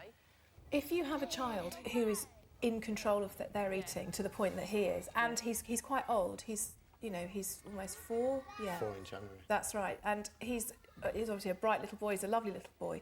If you come into this kind of treatment programme, which we're setting up here, you will have a fight. He will fight you. I mean, I used to tell the health visitor what was going on and everything, and I used to say, oh, it would just happen. I had to fight for quite a long time in order... They said that a feeding clinic didn't exist. I had to fight a long time in order to get him in place at the hospital in the first place. Yeah. We've only had 3 appointments with her. We've never, you know, lived at the doctor's with him. You know, I'm not one of those. No. Have they? Very rarely do we go. You know, so you don't understand why. You know, I don't think the advice they give us has helped at all, if I'm honest. No. And I've only been to 2 of the sessions, but they put a lot of the emphasis on us, but just said just keep doing what you're doing, but just be a little bit stronger with him. But we've tried that, we've gone down that route, and it's just... They said 2 years, get him to smell food, get him to play with it. We've done that, and the playing, as you've seen, is just, he just plays with it, and I don't think that that is the right path. And you're not happy with that advice? No. Right. No, because I haven't got 2 years. Right. He goes to school next September. Right, OK. I need to say to you that Ethan's problem is going to take a long time to sort out. It's a big problem, and that's because of his age. Right. He's quite old to not be able to bite yet. So I just want to ask you to just, with me, think quite realistically about what we can achieve in the time that we've got. OK. Well, while we've been talking, occasionally you sort of flush up, but I think this is a bit of a problem for you. Yeah, it is a problem, but I'm still kind of in the opinion where I think it'll sort itself out. I'll be really straight with you, Simon. I think it isn't a problem that will sort itself out. It won't, will it? I think it's a big problem, and I think it's a problem that's going to get a lot worse because he has such a control and he's building such an anxiety within himself. I just want to be really honest with you and say, actually, the advice that you've been given is the right advice. And the truth is, with a problem like Ethan's, you do need to get very tough. Obviously, the longer you leave a problem like this, the harder it is to treat. Because when I treat children with feeding problems, there is a big difference between the younger kids and the older kids, because he has a much more conscious awareness of this now. He's saying, I am scared to bite. He has to be biting and swallowing foods now, because the soft foods, he might be getting nutrition in, but from the point of view of his gut, he needs roughage. He needs roughage through his gut. His gut needs to work. And obviously, if it's all kind of mushy and almost digested before it gets to his gut, then his gut doesn't have that job to do, and that's not good. Developmentally, that's not good at all. No. But emotionally detached as I am and thinking about it logically, I can push you quite hard. It's whether or not you feel you want me to do that with you. Right. The harder we go in, the quicker it will resolve. No, we have to. But emotionally, I think that's going to be make it a tough week for you. Tanya has provided a basket of chocolates for the house. Each child is allowed 1 chocolate per day. It's lunchtime, and despite having already had his first treat for the day, Owen Oakford fancies a pre-lunch snack. I did it earlier.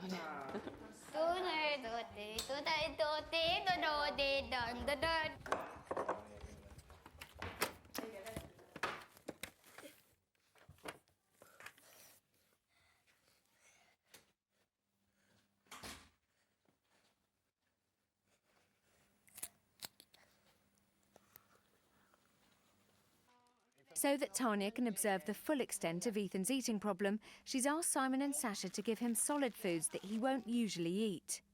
They've given him a cheese and tomato roll with a bowl of new flavour of crisps. You want to try some of the cheese and the roll? What would you like? Just have a little bit. Why? Ethan has been refusing his lunch for 18 minutes, so Tanya joins the woods to see if she can push him further. Ethan, hello. How are you? Yeah. How are you? How are you? Can I swap places with you? If that's all right. Can I have a yogurt, a spoon, and a knife and another plate, please? If that's all right. What have you got for lunch? What have you got for lunch? Is this a piece of cake? No.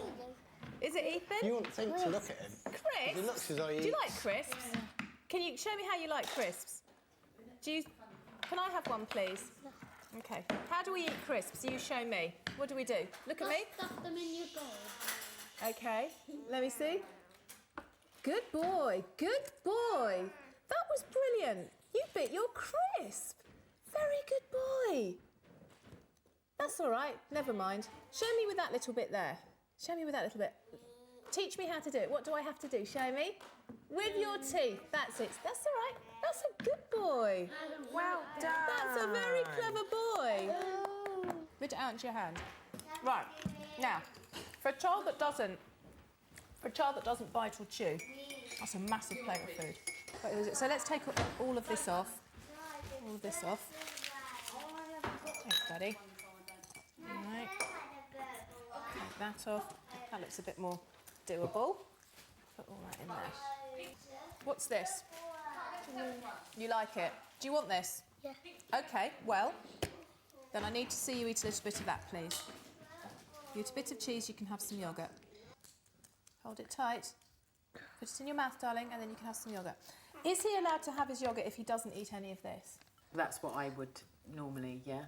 Okay, so Yeah. what message does that give him? None of the cameras It's in. can see me. He's going to get his yoghurt no matter Absolutely, what so he eats. doesn't have to make any effort at all. I want to ask you to try and do an exercise, which would be a spoon of this for a bit of that. Okay. It can be the smallest, tiniest bit in the world. It doesn't matter. It's not about the feeding, it's the principle. Do you see what I mean? Yes. Are you happy to do that? Yeah. What you have to decide, though, is if this is refused, are you prepared to then refuse this? Yes. Have you got any more of that cream? Yeah. Okay. So we could bite the crisp and then have a bit of yoghurt, or a tiny bit of cheese and then have the yoghurt. You can put the yoghurt in after the cheese has gone in, so the whole lot goes down together, so it doesn't freak him out so much. Are you comfortable with this? Yeah. Yeah. I can see joy emanating from every pore. Okay. See you in a minute, Ethan. Have a nice lunch. Bye-bye, darling. If you bite down on that crisp, I'll give you the spoon. There's a spoon ready for the mousse. I've opened it. No. Bite down on that once. Ethan. Let's crunch on that crisp. Show me. I didn't see how you did it with Tanya. Come on. Crunch down on that crisp, and then you can have a spoonful of mousse, yeah? Bite down on one crisp. That's all you got to do. Why don't you want to do it? Why? I don't want to. Well, I would like you to. I'll tell you what, I'll crunch it. And then you can, yeah? You ready? Does make a loud crunch noise. Doesn't it? Hey? Oi, oi, oi, oi, oi. Don't cry. Hey? Ethan?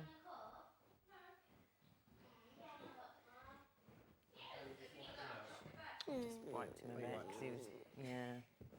You done it? No. Right, let's Daddy try. Just leave that there, don't touch it. Ethan, don't touch it, just leave it there. Come here. Come here. Come here. Hey, come here. Ethan, look. Come here. Just a little bit. Just a little bit of cheese. No, don't touch it. Leave it there. If you're not going to eat it, just leave it. Come here. Come on. Little man. Come on. Don't you want a bit of yoghurt? Come on. Just a little bit. Just a little bit, and you can have some yoghurt. Right, little man. It's me and you. Come here. Come on, you know I'm softer than Mummy, but... Come here. Ethan, stop. Stop crying. Come here. Look at Daddy. Come here. Ethan, come here. Stop crying. What are you observing now? How are Mum and Dad doing? Well, you see, he was happy to bite for me. Not a huge amount, but he bit. And the reason I go in and do that, although it's observation day, I'm not trying to teach him a new skill, but I'm establishing that he can do it. Yeah. So if he can do it for me, why can't he do it for his parents? So again, it just highlights the fact that they are so much part of the problem. And the problem is that they have always given in. They've always let him have what he wants. They fill him up on yogurts all the time, very anxious about food, nutrition, eating. And he knows now what he's doing here will eventually win them over. So why should he change?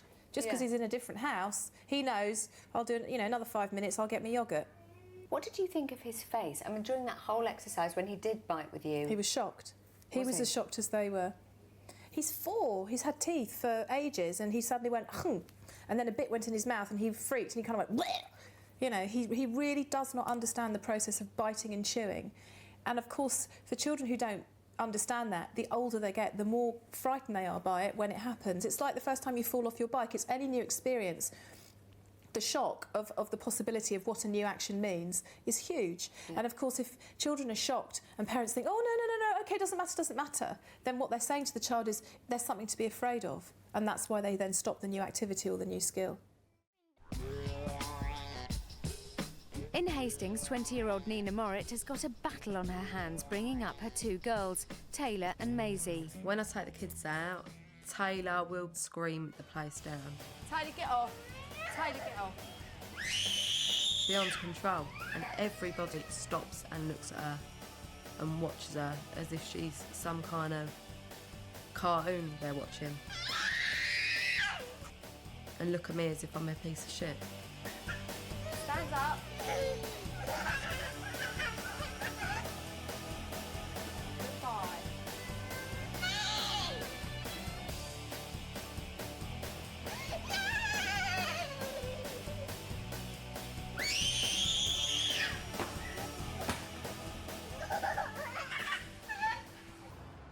The girls fight morning, noon and night, and Nina hasn't quite got to grips with how to discipline them. Give it back. Maisie, take it back then. Get it off her.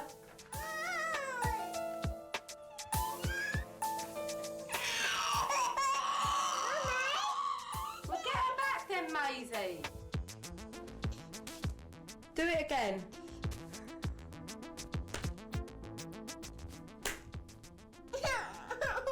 Just don't do it to me then. I'm not talking to you, you're nasty.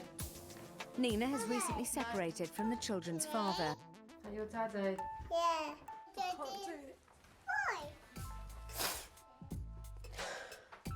So I'm just on my own really here.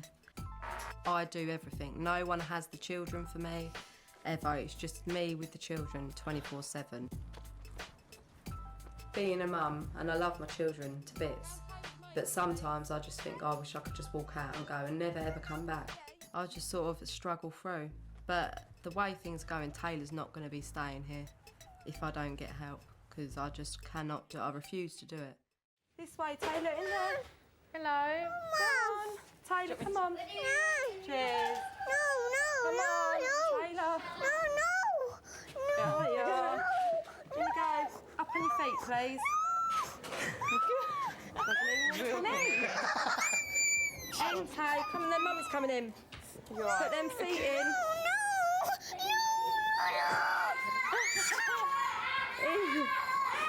Taylor, in the door. Come on, look at that little boy playing with the balls. Let your mummy get in. Cheers, thanks a lot. She's not happy now. Bye, everyone. Come here. No. Oh, baby, what is wrong with you? What? She's there, playing. The third and final family of the week have arrived, the Morritts, Nina and Taylor and Maisie. What have you noticed so far from their arrival?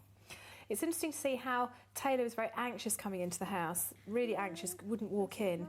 I think Taylor's very clingy to Nina and quite emotional in the relationship to Nina, and I wonder whether that's because the bond isn't so strong, so she has to grab at it and cling on to her and bring her near to her, whether it's by her behaviour or her whinging. Should we take this off?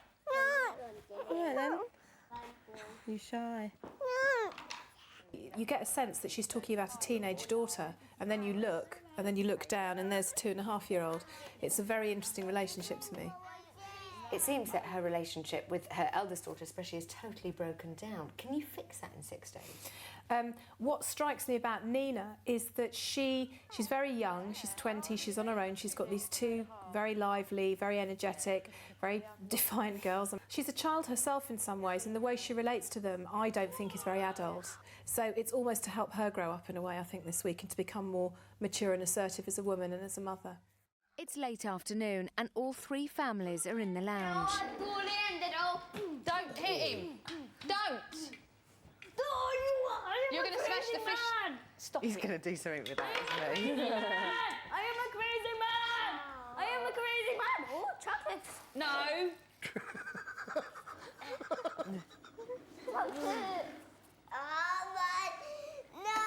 Dylan.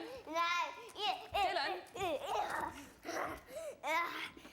My two. What time do they go to bed? Usually about 7:30.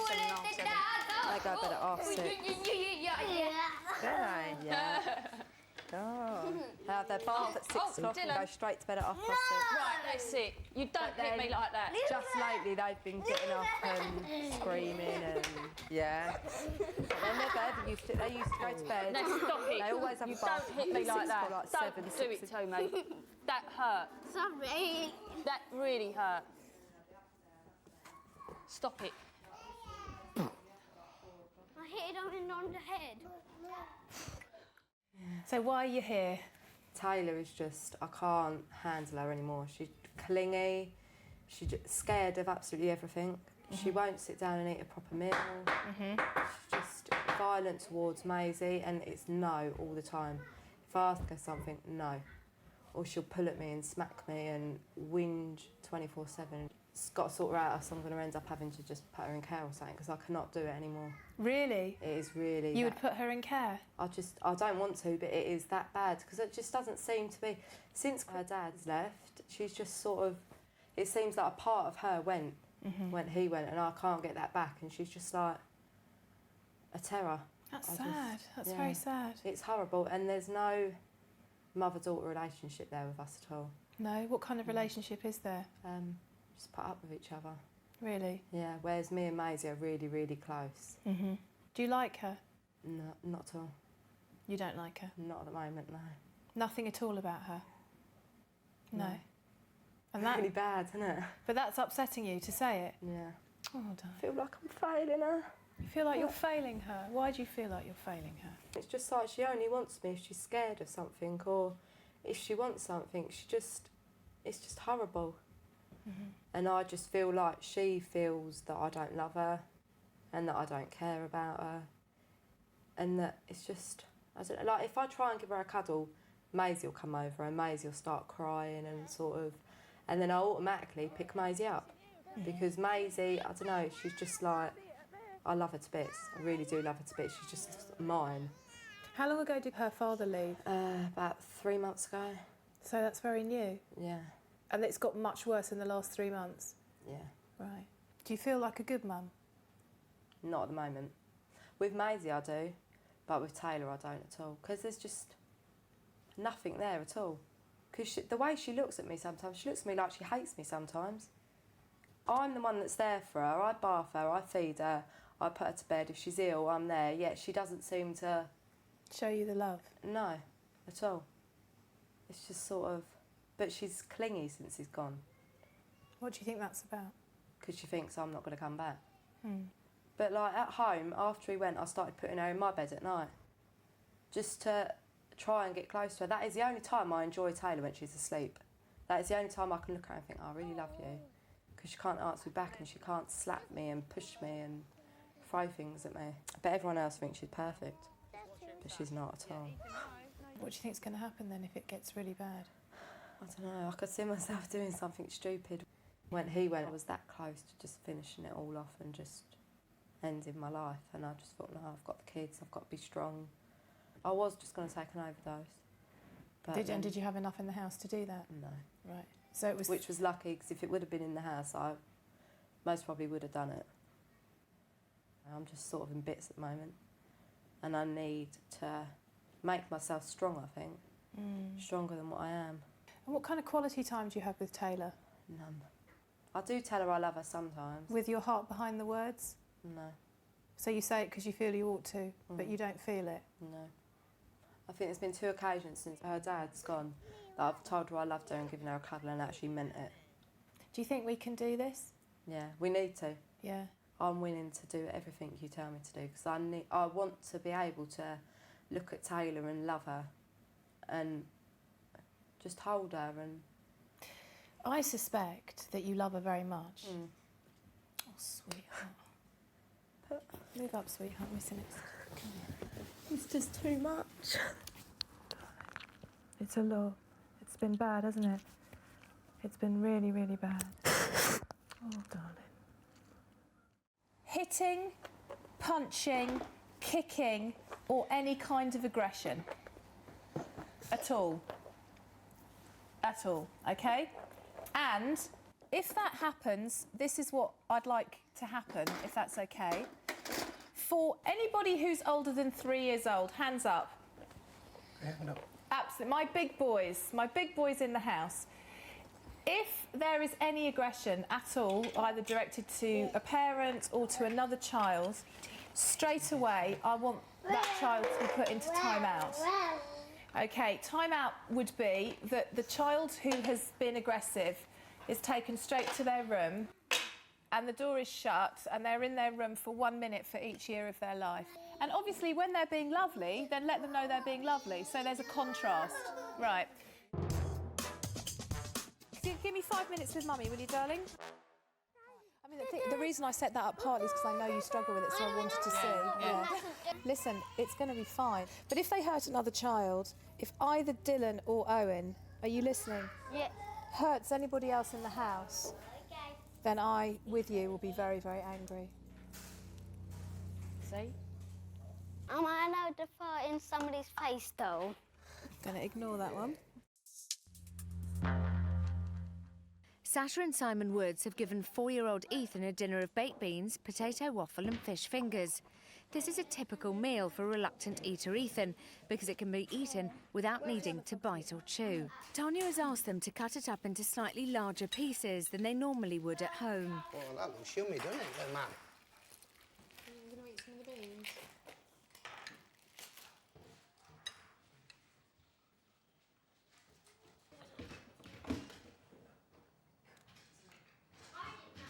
He's actually eating those big pieces as well.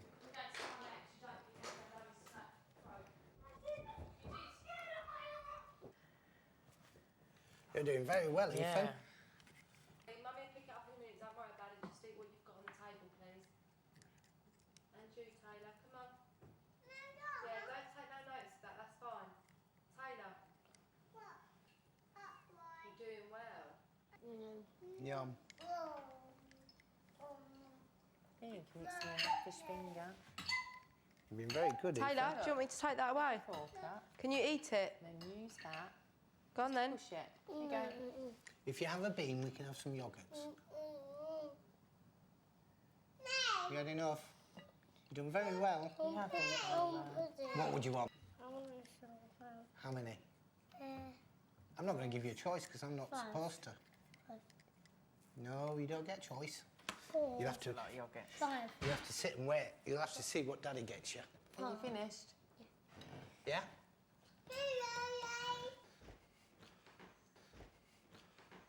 Spoon?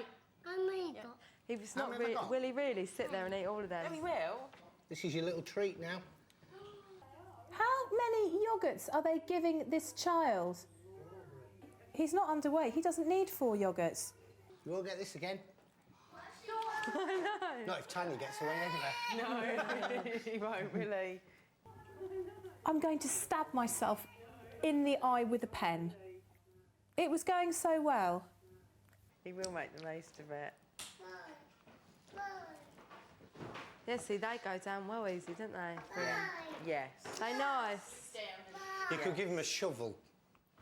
Do you know, I've never ever known a child that could eat that many yogurts. Yeah. I can't see what the problem is, apart from the fact that he's given too many yoghurts. He was given a completely alien lunch with a roll this big. Yeah.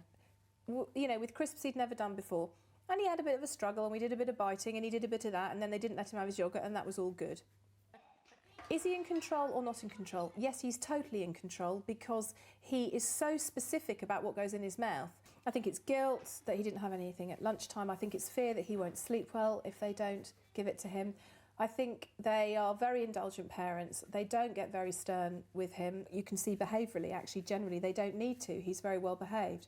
But he is incredibly controlling at meal times, and I don't think they realise that.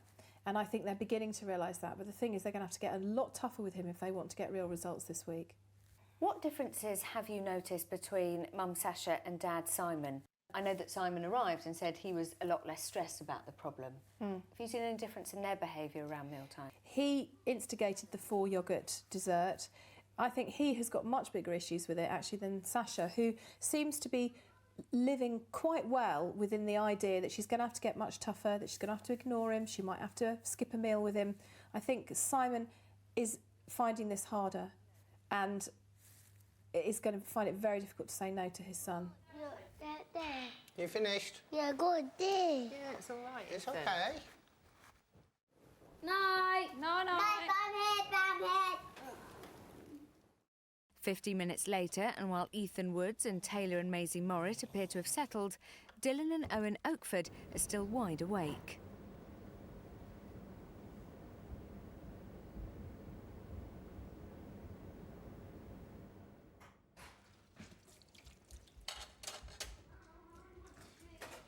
Look, you're going to get me in trouble with Tanya because it's 7:30 now and you're all meant to be in bed and you're all meant to be asleep. Come on. Oh, don't let anyone come and see us. No, it's too late. I'm in trouble. Thank you. Into bed. Go. In. It's too late. I'm in trouble now. Thank you. Come on, Owen. You've got Mummy in trouble now. Why? Because Dr. Tanya wanted you all in bed, all asleep by 7:30, and it's gone 7:30. Lay down. And now somebody's down you off. Yeah, they will. Night, night, boys. Please don't get out of bed again.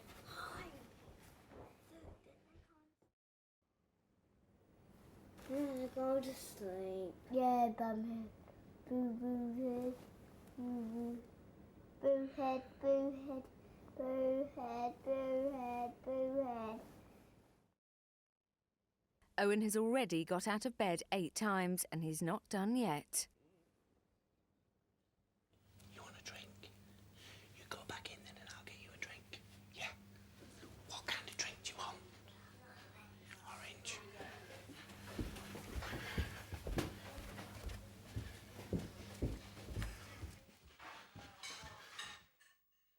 He's going to get another drink.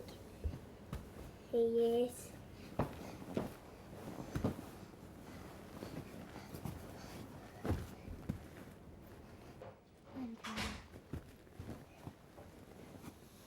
You not asleep yet? No, You have to go to sleep. I'm trying to, but he keeps speaking and getting out. Did he tell you that he's not really meant to have anymore? No, his mum gave it. Oh. Leave you to it. Right. Try closing your eyes. No, son. There's loads. Okay. Oh, what? Oh, can I have some now? Can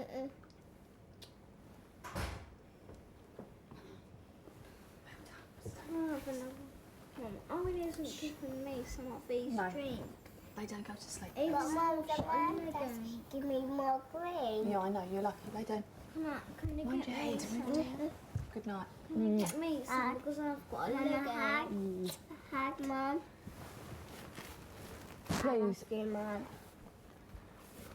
Put it in your pocket.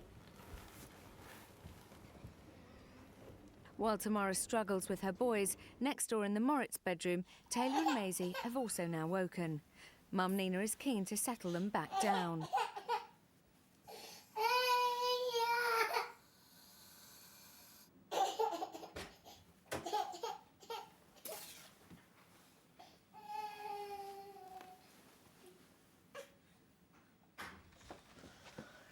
got to go to sleep. No, come on, in bed. Oh, Ty. You want to get in Mummy's bed? Yeah. Come on then. So where's Mummy going to sleep if you two are in my bed?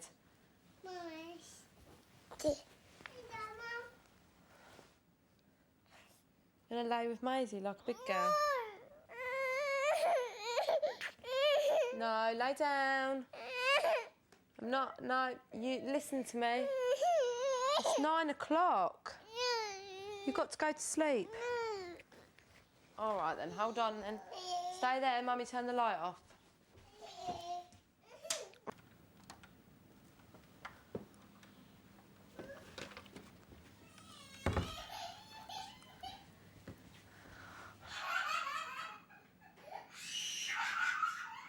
It's really hard, isn't it, to leave them in a cot? It's really hard. I'd have got up by now. Really? Then if I get up and go in there, what have I shown them? As soon as they've won, Mummy comes running. Yeah. Yeah, that's right. And that's why they're doing it. Yeah. How long will that go on for? Could go on all night. Go sleep at 4 o'clock. What, until you go back in there? Yeah. So it could be hours? Or even when I go in there, sometimes. But they used to be all right when you were with your partner, yeah? Yeah. Back in the Oakfords' room, there's still no sign of sleep. Please come out some.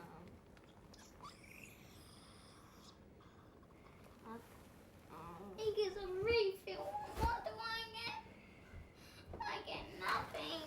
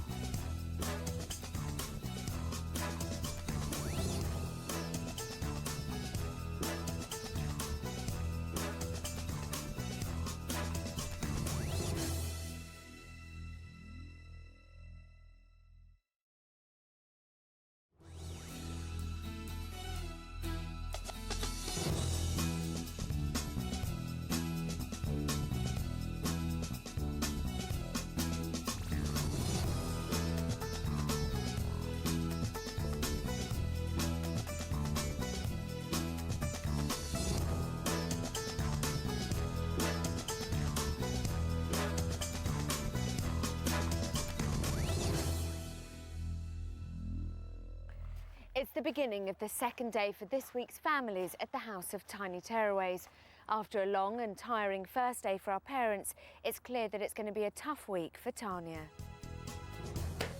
3 desperate families, each overwhelmed by parenting problems that have turned their toddlers into tearaways. They're going to be living here for just 6 days in the hope that they can turn their lives around. The person they're looking to for the answers is clinical psychologist Dr. Tanya Byron. Working with 3 families in such an intense environment is unlike anything I've ever done professionally before, and it is a huge challenge. I'm working with the parents, I'm working with their children, and I'm building a community. It's a tough job to do in a very, very short space of time.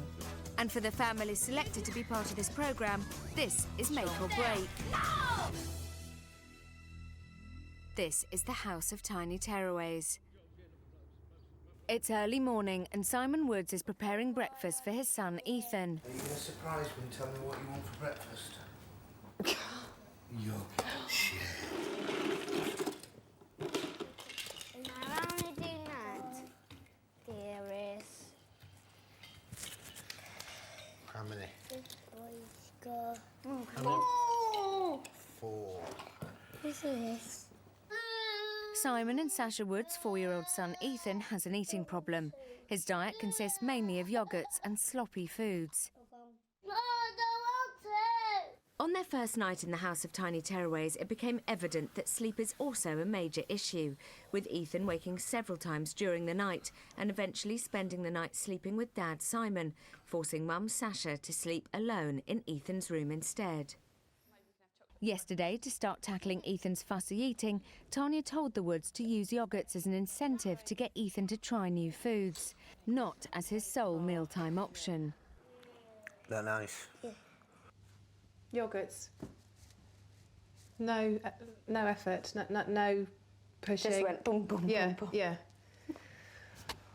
Oh. We'll take it little bites.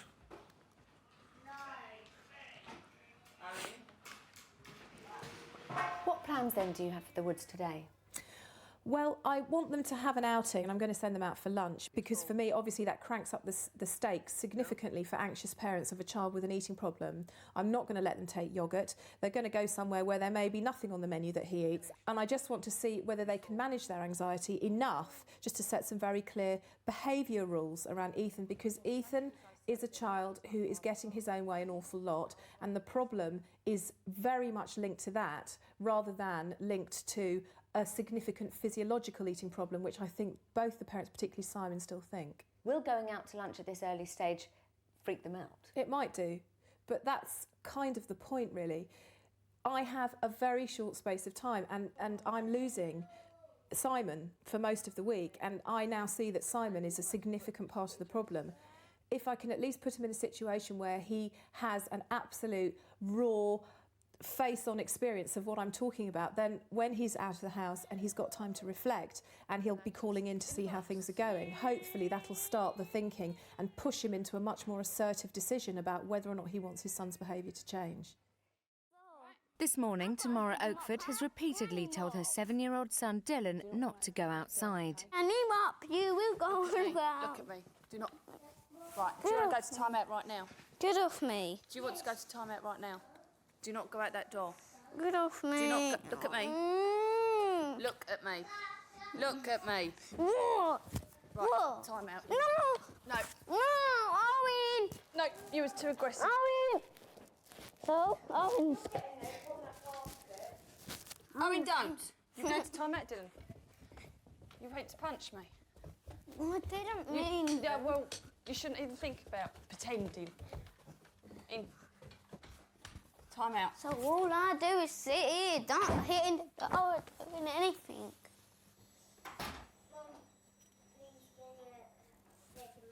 No, he went to punch me and it's not allowed.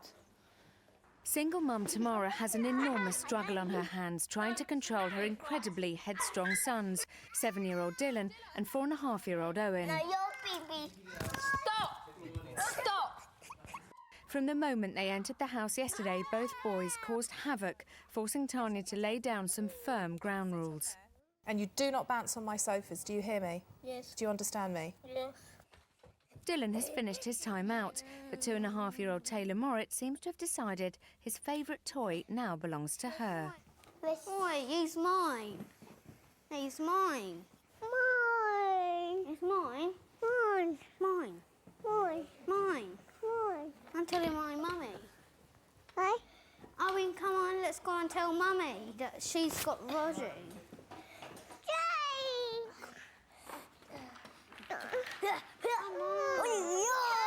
Come on, you freak! No. Owen, don't shout. Don't hit him.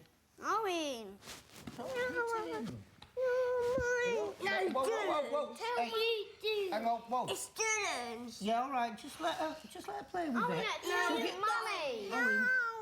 Owen, just let her play with it. No. She'll finish in a minute. Oi.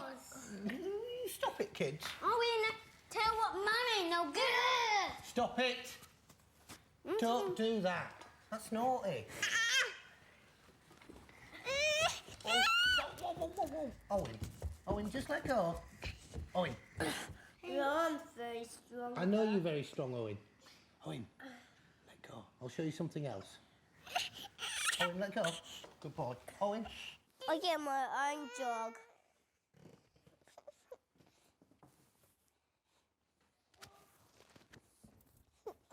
Dylan and Owen Oakford came in and were beating each other up, the most physical violence that we've seen probably in the house. I suppose the most worrying bit of the aggression is the strangulation, because they are actually really, particularly Dylan, really going for each other. I think what I want to do today, and I've never done this before, is I want the boys to see themselves behaving badly. I want to show them their behaviour. Now, for little 4-year-old Owen, might be a bit of entertainment for him. But I really want to focus on Dylan. Dylan is a very, very, very, very bright child. And I think he is capable of looking at something and understanding what is going on and why it shouldn't. There's a basket of chocolate in the house. Each child is only allowed 1 piece per day as a treat. Maisie and Taylor Morritt have had their chocolate quota already this morning. Maisie, lemon chocolate. No, away. Taylor, away from the chocolate. No.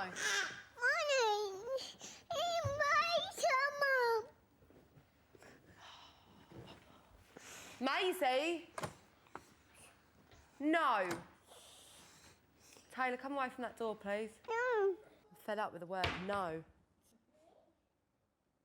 20-year-old Nina Morritt is at the end of her tether, struggling on her own to control her 2 little girls, 2.5-year-old Taylor and 1.5-year-old Maisie. Nina has recently separated from the children's father and admits since his departure, her relationship with Taylor has almost completely disintegrated. It's that bad that you would consider putting her in care? There's been days when I've got up and thought I've got to ring someone to take her away. Maisie! Maisie, I can hear the rappers.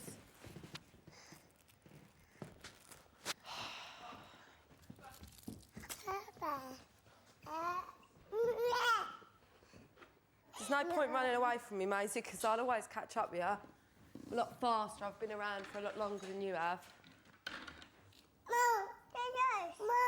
Mum.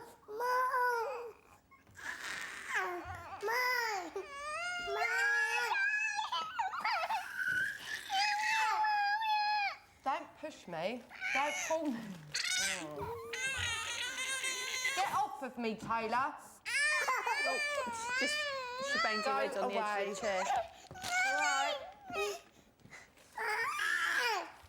Nina Morritt desperately wants help with her 2 daughters, who she says are very badly behaved. What have you noticed with them, and are you looking forward to getting in and treating the problem? What I've noticed is actually what I'm looking at now as we're talking is a very passive mother and only communicating with her children if she wants to tell them off or tell them not to do something. The thing she needs to learn in this house is to show attention and affection in a positive way and reduce the amount of sort of military discipline. I have a tricky time ahead of me with Nina because she needs some very, very firm, clear advice and work, but I think she's very fragile. And I almost feel like what I have to be with Nina is a tough but loving mother, to almost role model to her how it is to make someone feel good about themselves and therefore want to do well.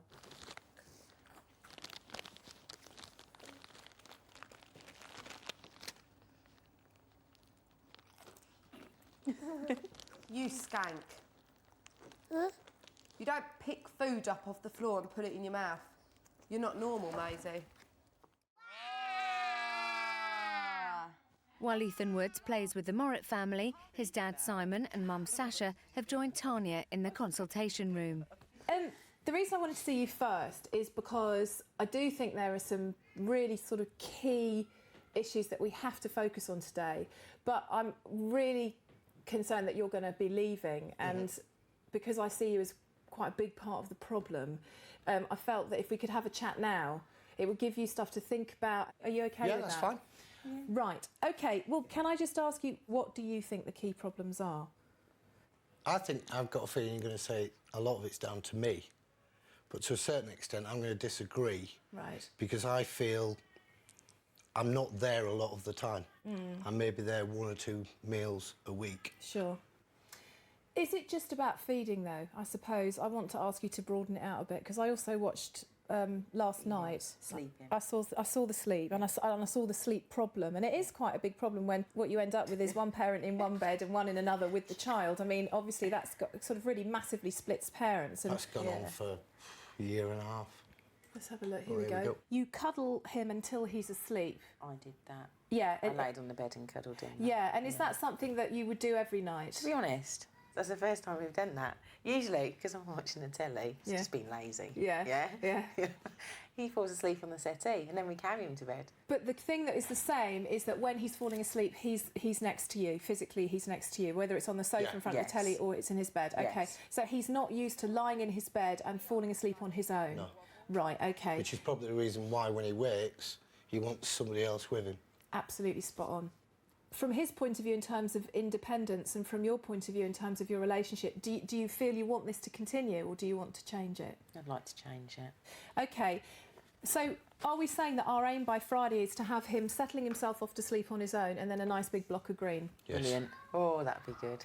I think the reason he's got a sleep problem is very similar in my head to the reason he's got a feeding problem. So before we really crunch down on that, I want to show you some of the stuff around feeding.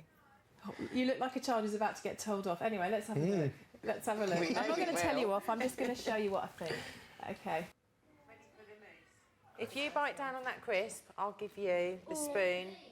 There's a spoon ready for the mousse. Just bite on the crisp once. No, I've opened it. I've opened it. No. Bite down on that once. This is your little treat now. You won't get this again. I know. Not if Tanya gets away anyway. No, he won't really. He will make the most of it. Okay. To say I was shocked and flabbergasted would have been an understatement. I sat in my room and it took all my strength not to run out and take him off. Yeah. You shouldn't have done that. Not at all. But I couldn't understand why 4 yoghurts. I could understand 1 yoghurt. Well done, you've eaten some of your supper. Here's your yogurt. But why 4? Do you know what? You got them. I didn't say anything. Why didn't you say anything? Because I just thought he'd done so well eating what he'd eaten that he... It's just...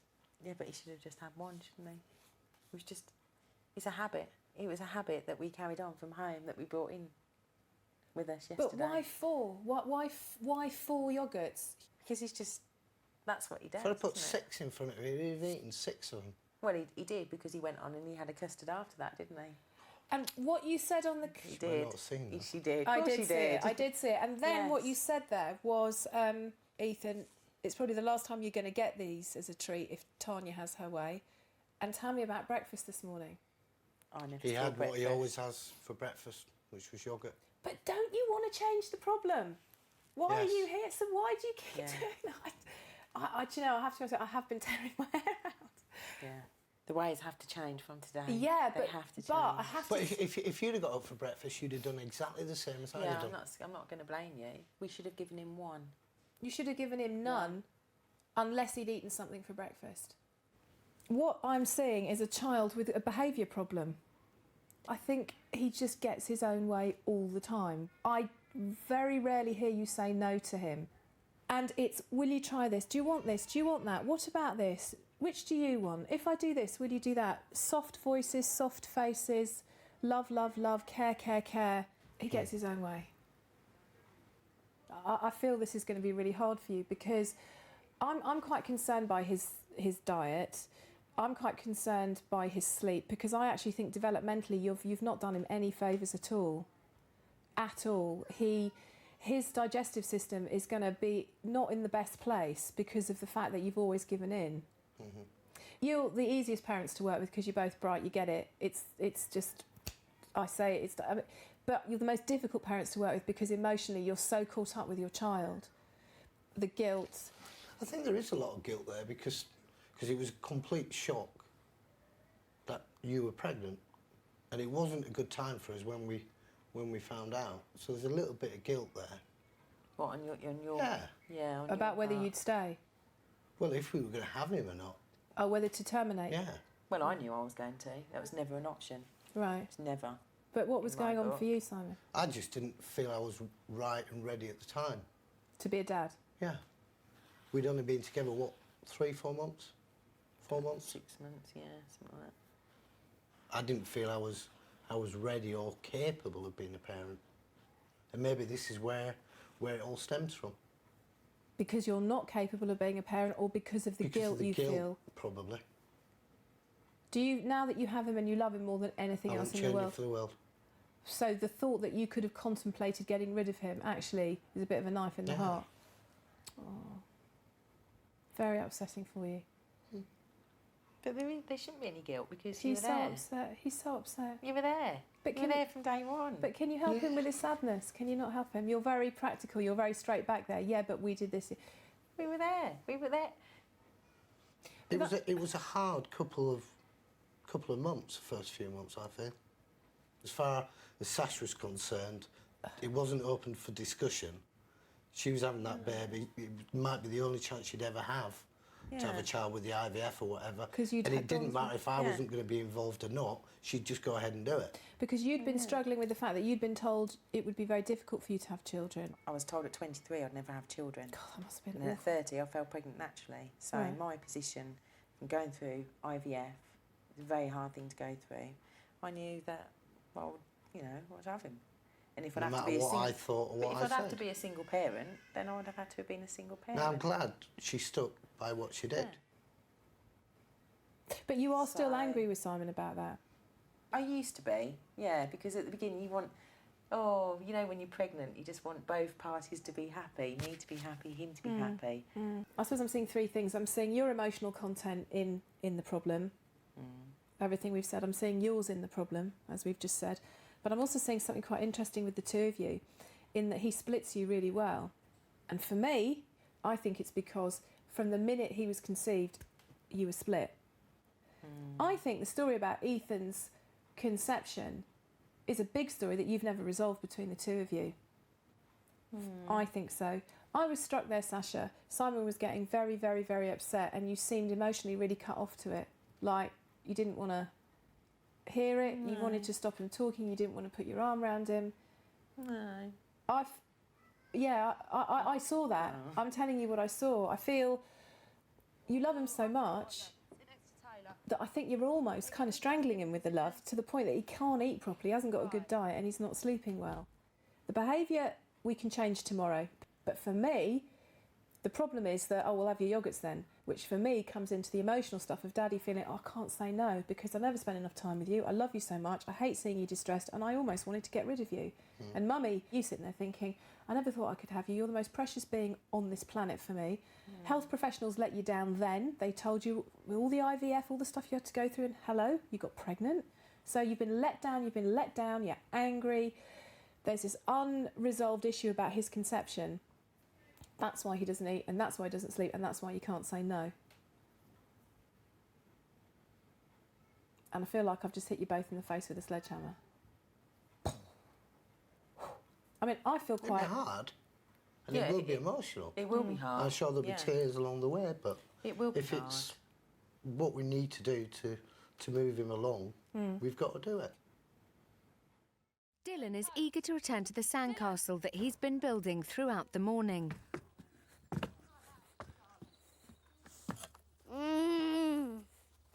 No, Ethan! Oh.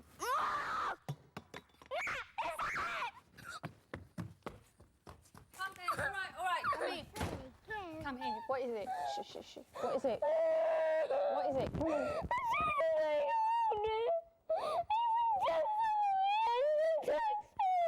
All right.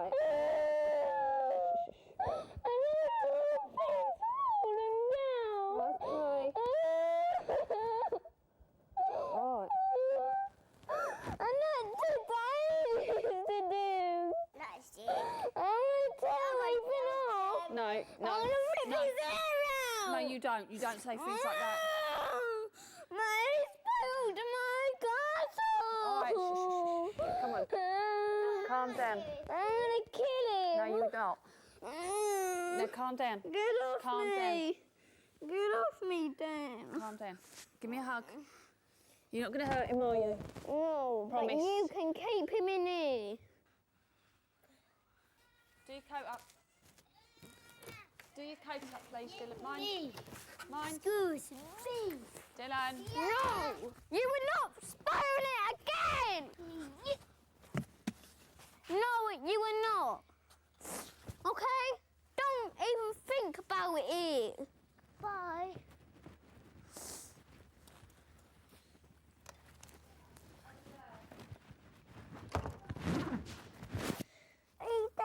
spoiled my one. No. He spoiled mine. Look, he's gone. Now it's going to have to be even bigger thanks to Ethan. Yeah. He spoiled too much things. If he spoils one more thing of mine, you will find out. As soon as he does one more thing wrong. And then when Ethan gets really close, we go and kill him.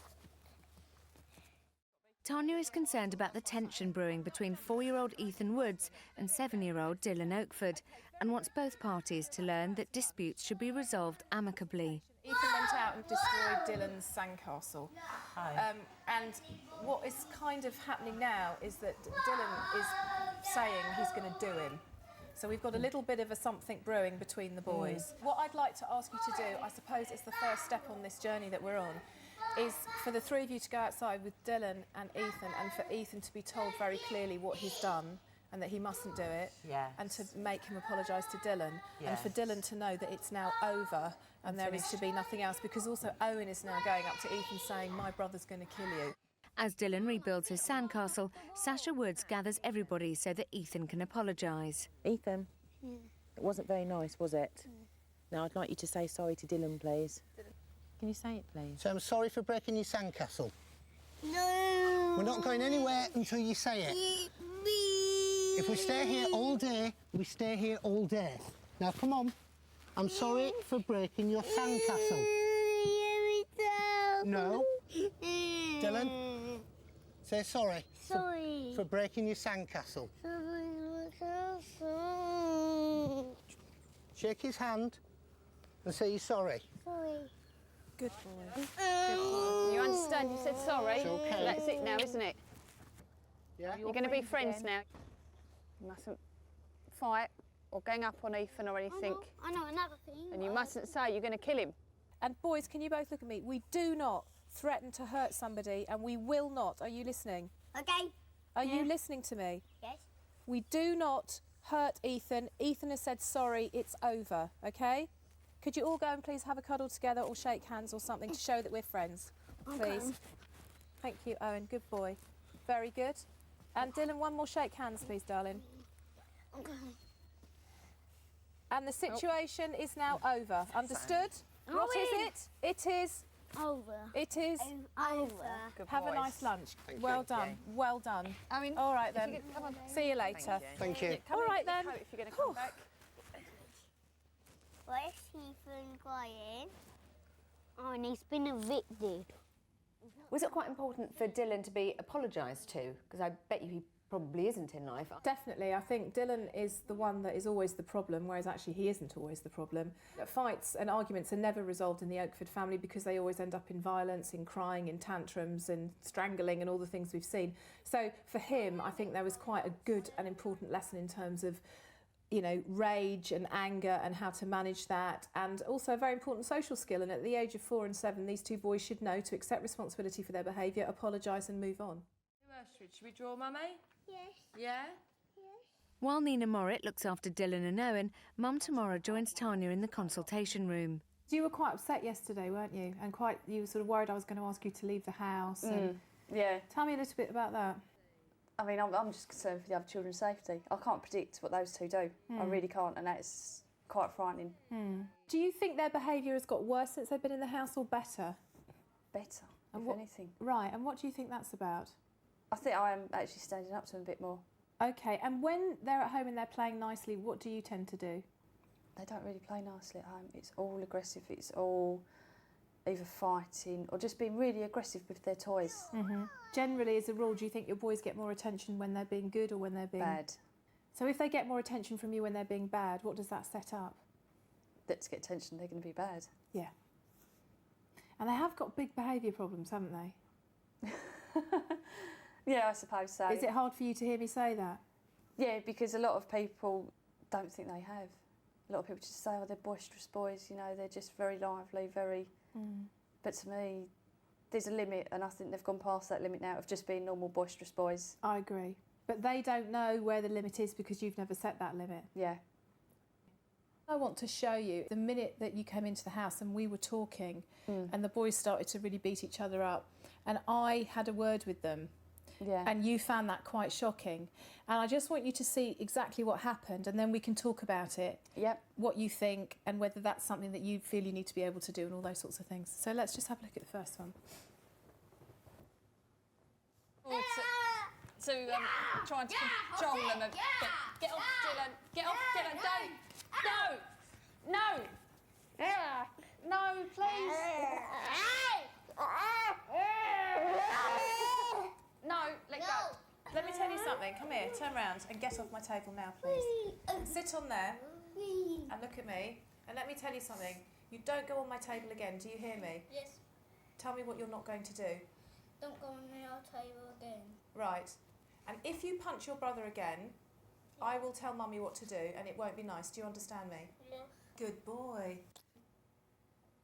Watching that back, tell me what you were saying there, what you're thinking.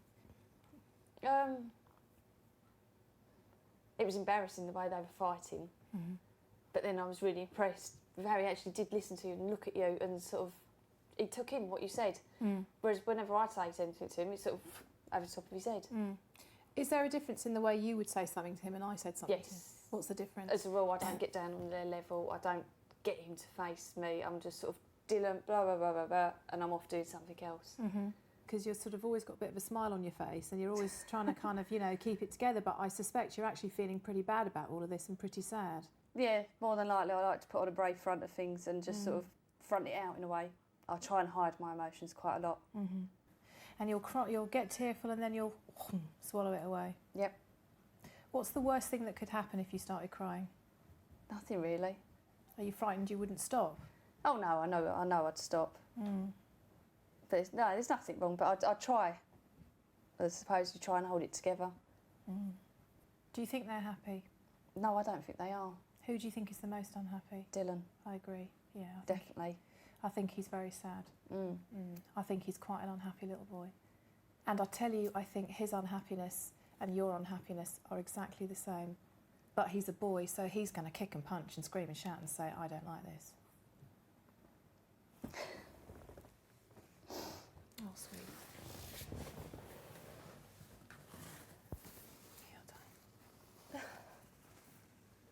No, I know he's not happy. It's like Owen will come up for a cuddle. I mean, you've mostly seen it.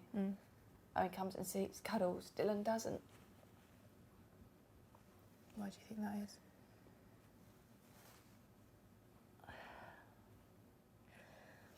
I haven't got the relationship I've got with Owen as what I've got with Dylan. You're very similar. I think you're two peas from the same pod.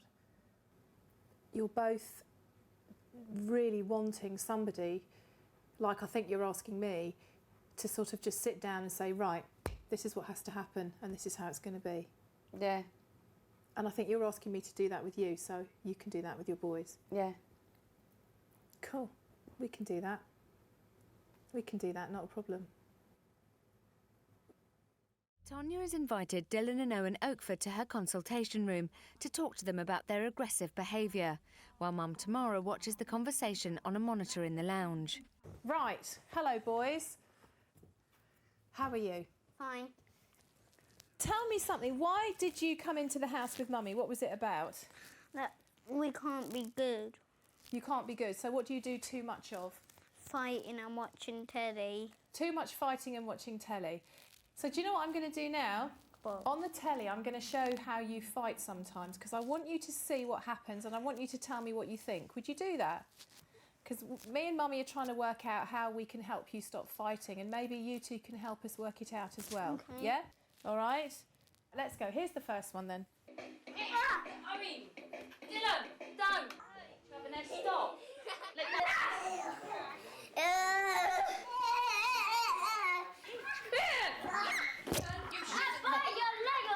You shouldn't. You should not be fighting. Don't. I didn't. Owen was. Go to your room. I don't want to see you. He's trying to smack No, I don't care now. Fine. You were laughing a lot, Owen, but you weren't laughing that much, were you?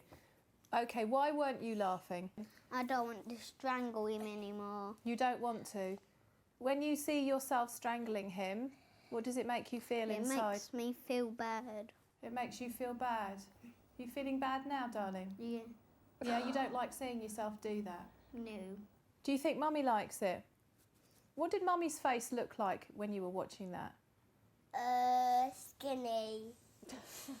And what else? What do you think she's feeling inside when she sees the two of you fighting like that? Bad. Cross and sad. So what can we do you think? What does Mummy need to do for you two to stop strangling each other and hitting each other? Take us to her room more often. Would you like her to do that? Yeah. No. Why would you like her to take you to your room more often, Dylan? Because usually sometimes she just goes,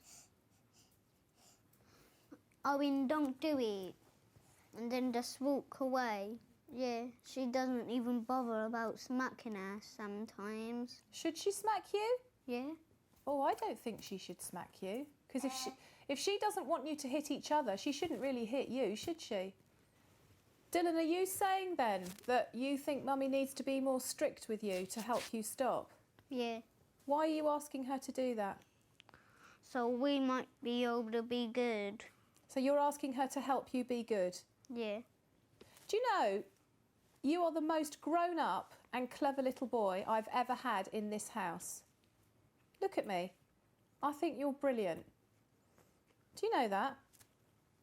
Here's the last one I want to show you for 2 reasons, and it's important you watch this carefully, and it's not very nice, so I want you to see what happened, and I want you to tell me how you feel in your tummies when you see what happened, OK? No. Oi, oi. She's doing it for Excuse me, me? not to you, pee-pee head. No, you're pee-pee. Stop! Stop! Right, we're not doing this now. Give. No. No, no, no, no, You shouldn't. no. Don't. No, you shouldn't have been. Owen, carefully. What did you think about that? Did it make you feel sad? Why do you feel sad, darling? Because I felt so like I might kill her. You felt you might kill her. And how does it make Mummy feel? Sad and cross. What could you boys both do now to help her feel better? What do you think, Dylan? Be good. When you see her and you walk up to her, what could you do to help her feel better and to help you feel better? Hug her. Medicine. What, darling? Hug her and kiss her. Would you like to hug and kiss Mummy now? Because what do you want to say to her about what happened yesterday? Sorry. What words could you say to her that are really happy words that will make her feel good? Love you. Would you like to tell her that? And go and give her a hug and a kiss? Shall we do that? Oh, thank you. Mwah. Sorry, Mum. There you go. Come here. I got Give a another hug. favourite one. All right. Tanya has sent the Woods family out for lunch to see how Simon and Sasha can manage their anxiety over 4-year-old Ethan's eating problem without the help of his favourite food, yoghurt. Hopefully today we're going to get him to eat something a little bit different, try and be a little bit stronger with him, and try and take a little bit of the control away from Ethan and give a little bit of it back to us. Come on. Wowee. With the Woods barely settled in the restaurant, Ethan's limited diet is already beginning to cause problems. Children's beef burger. Beef burger. No, I don't want beef burger. We'll try something different. No, I don't like different. What do you mean you don't like different? No. Yogurts were different at one stage, weren't they? Look at that. Beef burger. What's here? It's a beef burger. Beef burger. They're lovely. 1. Count them. 2. 3. And Daddy's going to mash it up. With a little help from Mum and Dad, Right, just leave them to it, yeah? Dad, if I do this one. Ethan, to his parents' surprise, actually starts to tuck in.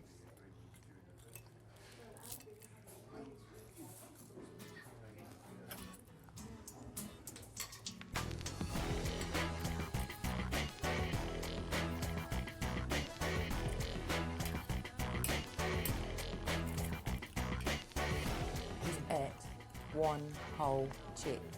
Something that's the biggest piece of food he's ever eaten. I'm so pleased. I really am. Well done. Good boy. Elated by the success with the chips, the Woods want to see if they can push Ethan just a little bit further. Can you try that, please? This chicken. I don't want chicken. Yes, you do. No, I want chicken. Eat that piece of chicken and I'll give you some tomato sauce. Sit up properly. Otherwise, That's nothing. it. There's no more food after this. Oh, no. Have you had enough? Yeah. Yeah? Well done. Right, I actually thought it went quite well. It was quite exciting, really. Ethan actually ate chips. He's never had chips before. We have moved a step forward. Maybe only a little step, but it is a step. Nina Morris has joined Tanya for a consultation. So, having spent some time in the house, what do you think some of the issues are that we need to work on? From watching Taylor last night, she doesn't seem to be as bad as what I think she is. Right. It's more sort of, see Maisie. Right. She's just like always wanting to get the chocolates and I sort of tend to not blame her and just sort of like take it out on Taylor. Whereas yesterday I started to notice that it was Maisie, so I was like, Maisie, don't do that, Maisie, don't do this. And Taylor's just really isolated, sort of on her own all the time. And how do you feel about that you've kind of cast one of your children as a devil, one as an angel, but actually you're seeing that it's bad, pretty... it's horrible. Really? Yeah. Why? Because I just sort of like blames Taylor for everything, when it's not her all the time. But then Taylor's been an angel in here. And why do you think she's behaving better here? Because she's around other kids. Right. And what's she getting here, being around other kids that she's not getting at home? She's playing. So she's getting stimulation and interaction. Yeah. Okay. And I'm taking a bit more notice of her than what I would do at home. Usually I just sort of ignore her. Right. Do you want to see a bit of what the girls see? Oh, go on then. Let's just have a look at this from yesterday. This is the first one, all right? Yes. No. No, in here. In here. No. Shut that door. No. Stop saying no. Listen, Mum. Yeah, you'll shoot. Maisie. No. No. Right, ready? Maisie, come here, babe. Yeah. Right there. Chunks. Right, come on then, ready? Pop. Maisie, do you want to pop it? Come on then, you do this one. I pushed Taylor out, didn't I? Quite a lot there. God. And what about the way you interact with her, verbally? I don't think I really talk to her. I just order her. And argue. Yes, no. Yes, no. I Yes, have noticed today the amount I say no, yet I moan at them for saying no. What was your face like? Just horrible. I didn't even look happy. I was just sort of like, no. Miserable? Yeah. What was the tone of voice? Miserable. Yeah. Well, can't be bothered. Yeah. Quite hostile. I can't believe how much I push her out. Just like with the arms, when I'm asking for Maisie and Taylor's there and I'm just sort of like... I didn't realise I was that bad. Is that hard Bless to see? her. Yeah. My poor girl. You have done some playing today. I've Yeah. been watching you. Yeah. You've read stories and things. Yeah, reading stories and singing was fine. But like I took them out to play on the slides and that, and it was nice to do it, but I felt stupid. And sometimes I feel like she laughs in like a sarcastic way. How old is she? 2.5. Yeah, I know. You think a 2.5-year-old is laughing at you sarcastically? No, but like when I play with her, They don't do sarcasm, 2.5-year-olds. But see, I think Taylor is sarcastic. They do happy or sad. Right. But Taylor's not happy at all. Not a happy child. I don't think she is. Right. She doesn't, looking into her eyes, she doesn't look happy. Right. You think she's an unhappy child? And do you think that's got anything to do with you? What is it? Because I'm always with Maisie. Yeah, darling. But Taylor's not happy at all. Do you think maybe she's sad because her mummy's sad? Yeah. And you're saying, my Taylor's eyes used to glow, she used to laugh.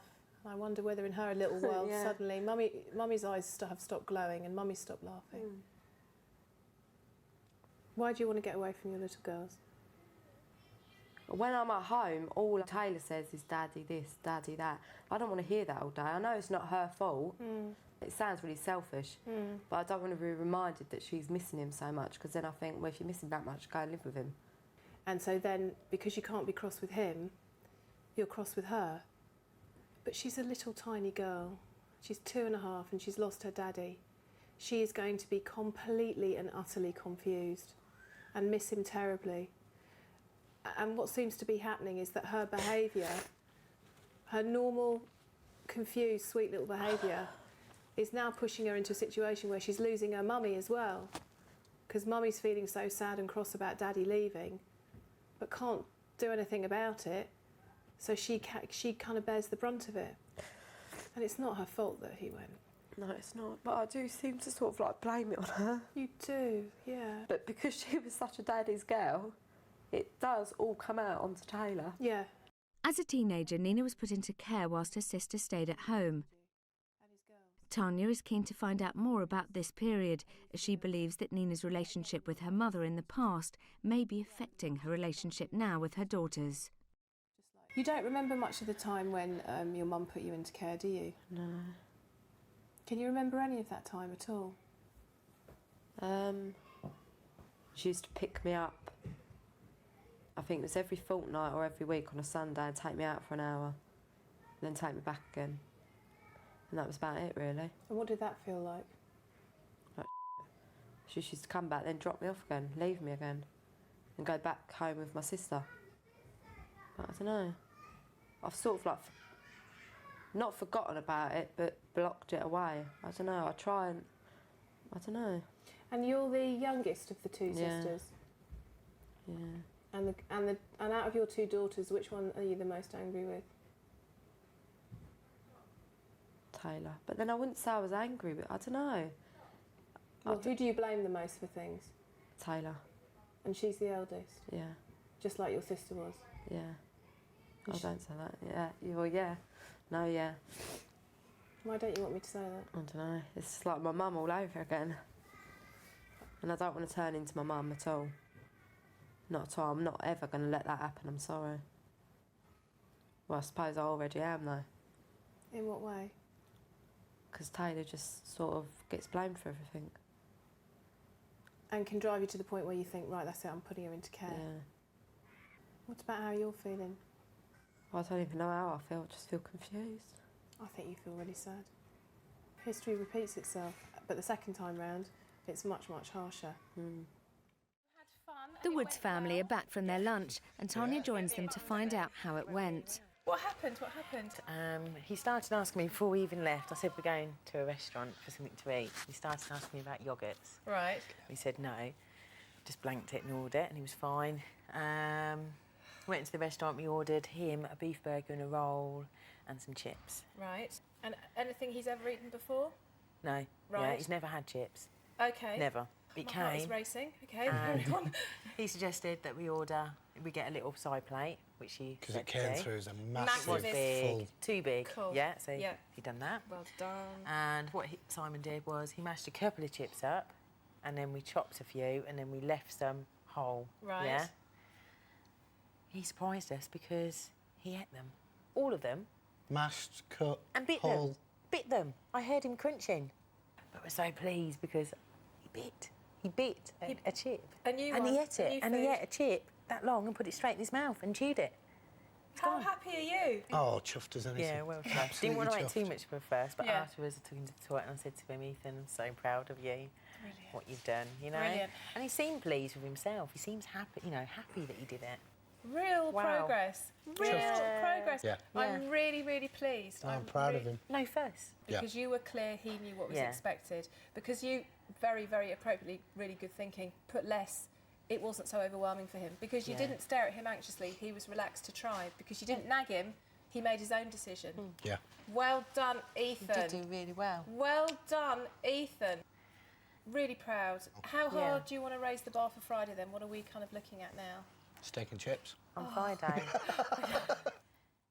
Following their consultation, Tanya takes Nina into the quiet room to show her how to play more positively with Taylor and Maisie. Now, the aim of this is to play. Okay? Right. And that means lots of fun. Okay, so already we're like this. Yeah, baby's sleeping. Good, let's go play with the baby, Mummy. What do you do with it? I don't know, let's think of something. Come on. Baby! What's happening with the baby? What's the baby called? Baby who, darling? Good night, baby. Good night, baby. Shall we rock the baby? Night, baby. Night, baby. A really good thing to do with children this age is just to repeat what they say and how they say it, because imitation reinforces the skill of talking and verbalising what they're thinking. But the face has to change. Okay, that's it. What's Mummy doing on her face? What's Mummy doing? What's that? Mum. Is Mummy smiling? Yes. Come sit with me. Come sit round here. Dummy! I'll tell you what, you sit there, I'll sit here. Can you hear my voice? Yeah. What? And can you see that she's really into the play?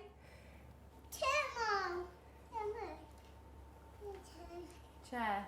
Mummy's a chair.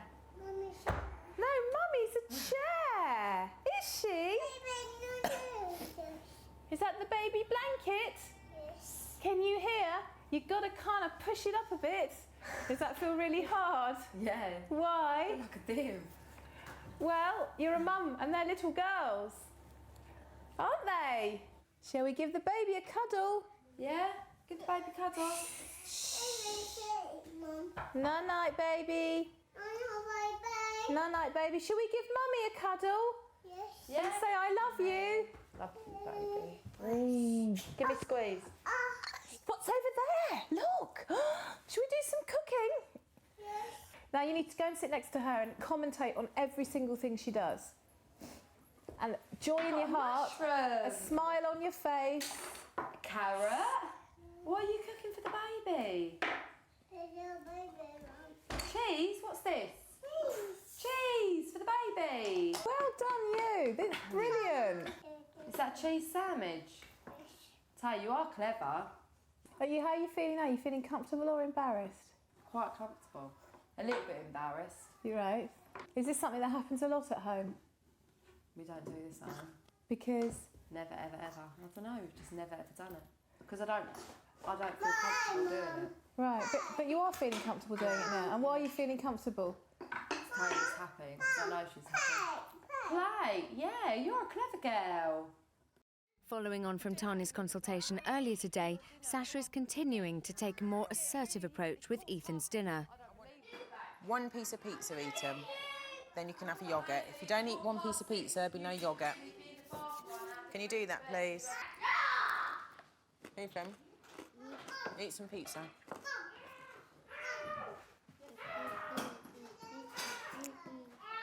You going to eat some pizza? Would you like a yoghurt afterwards?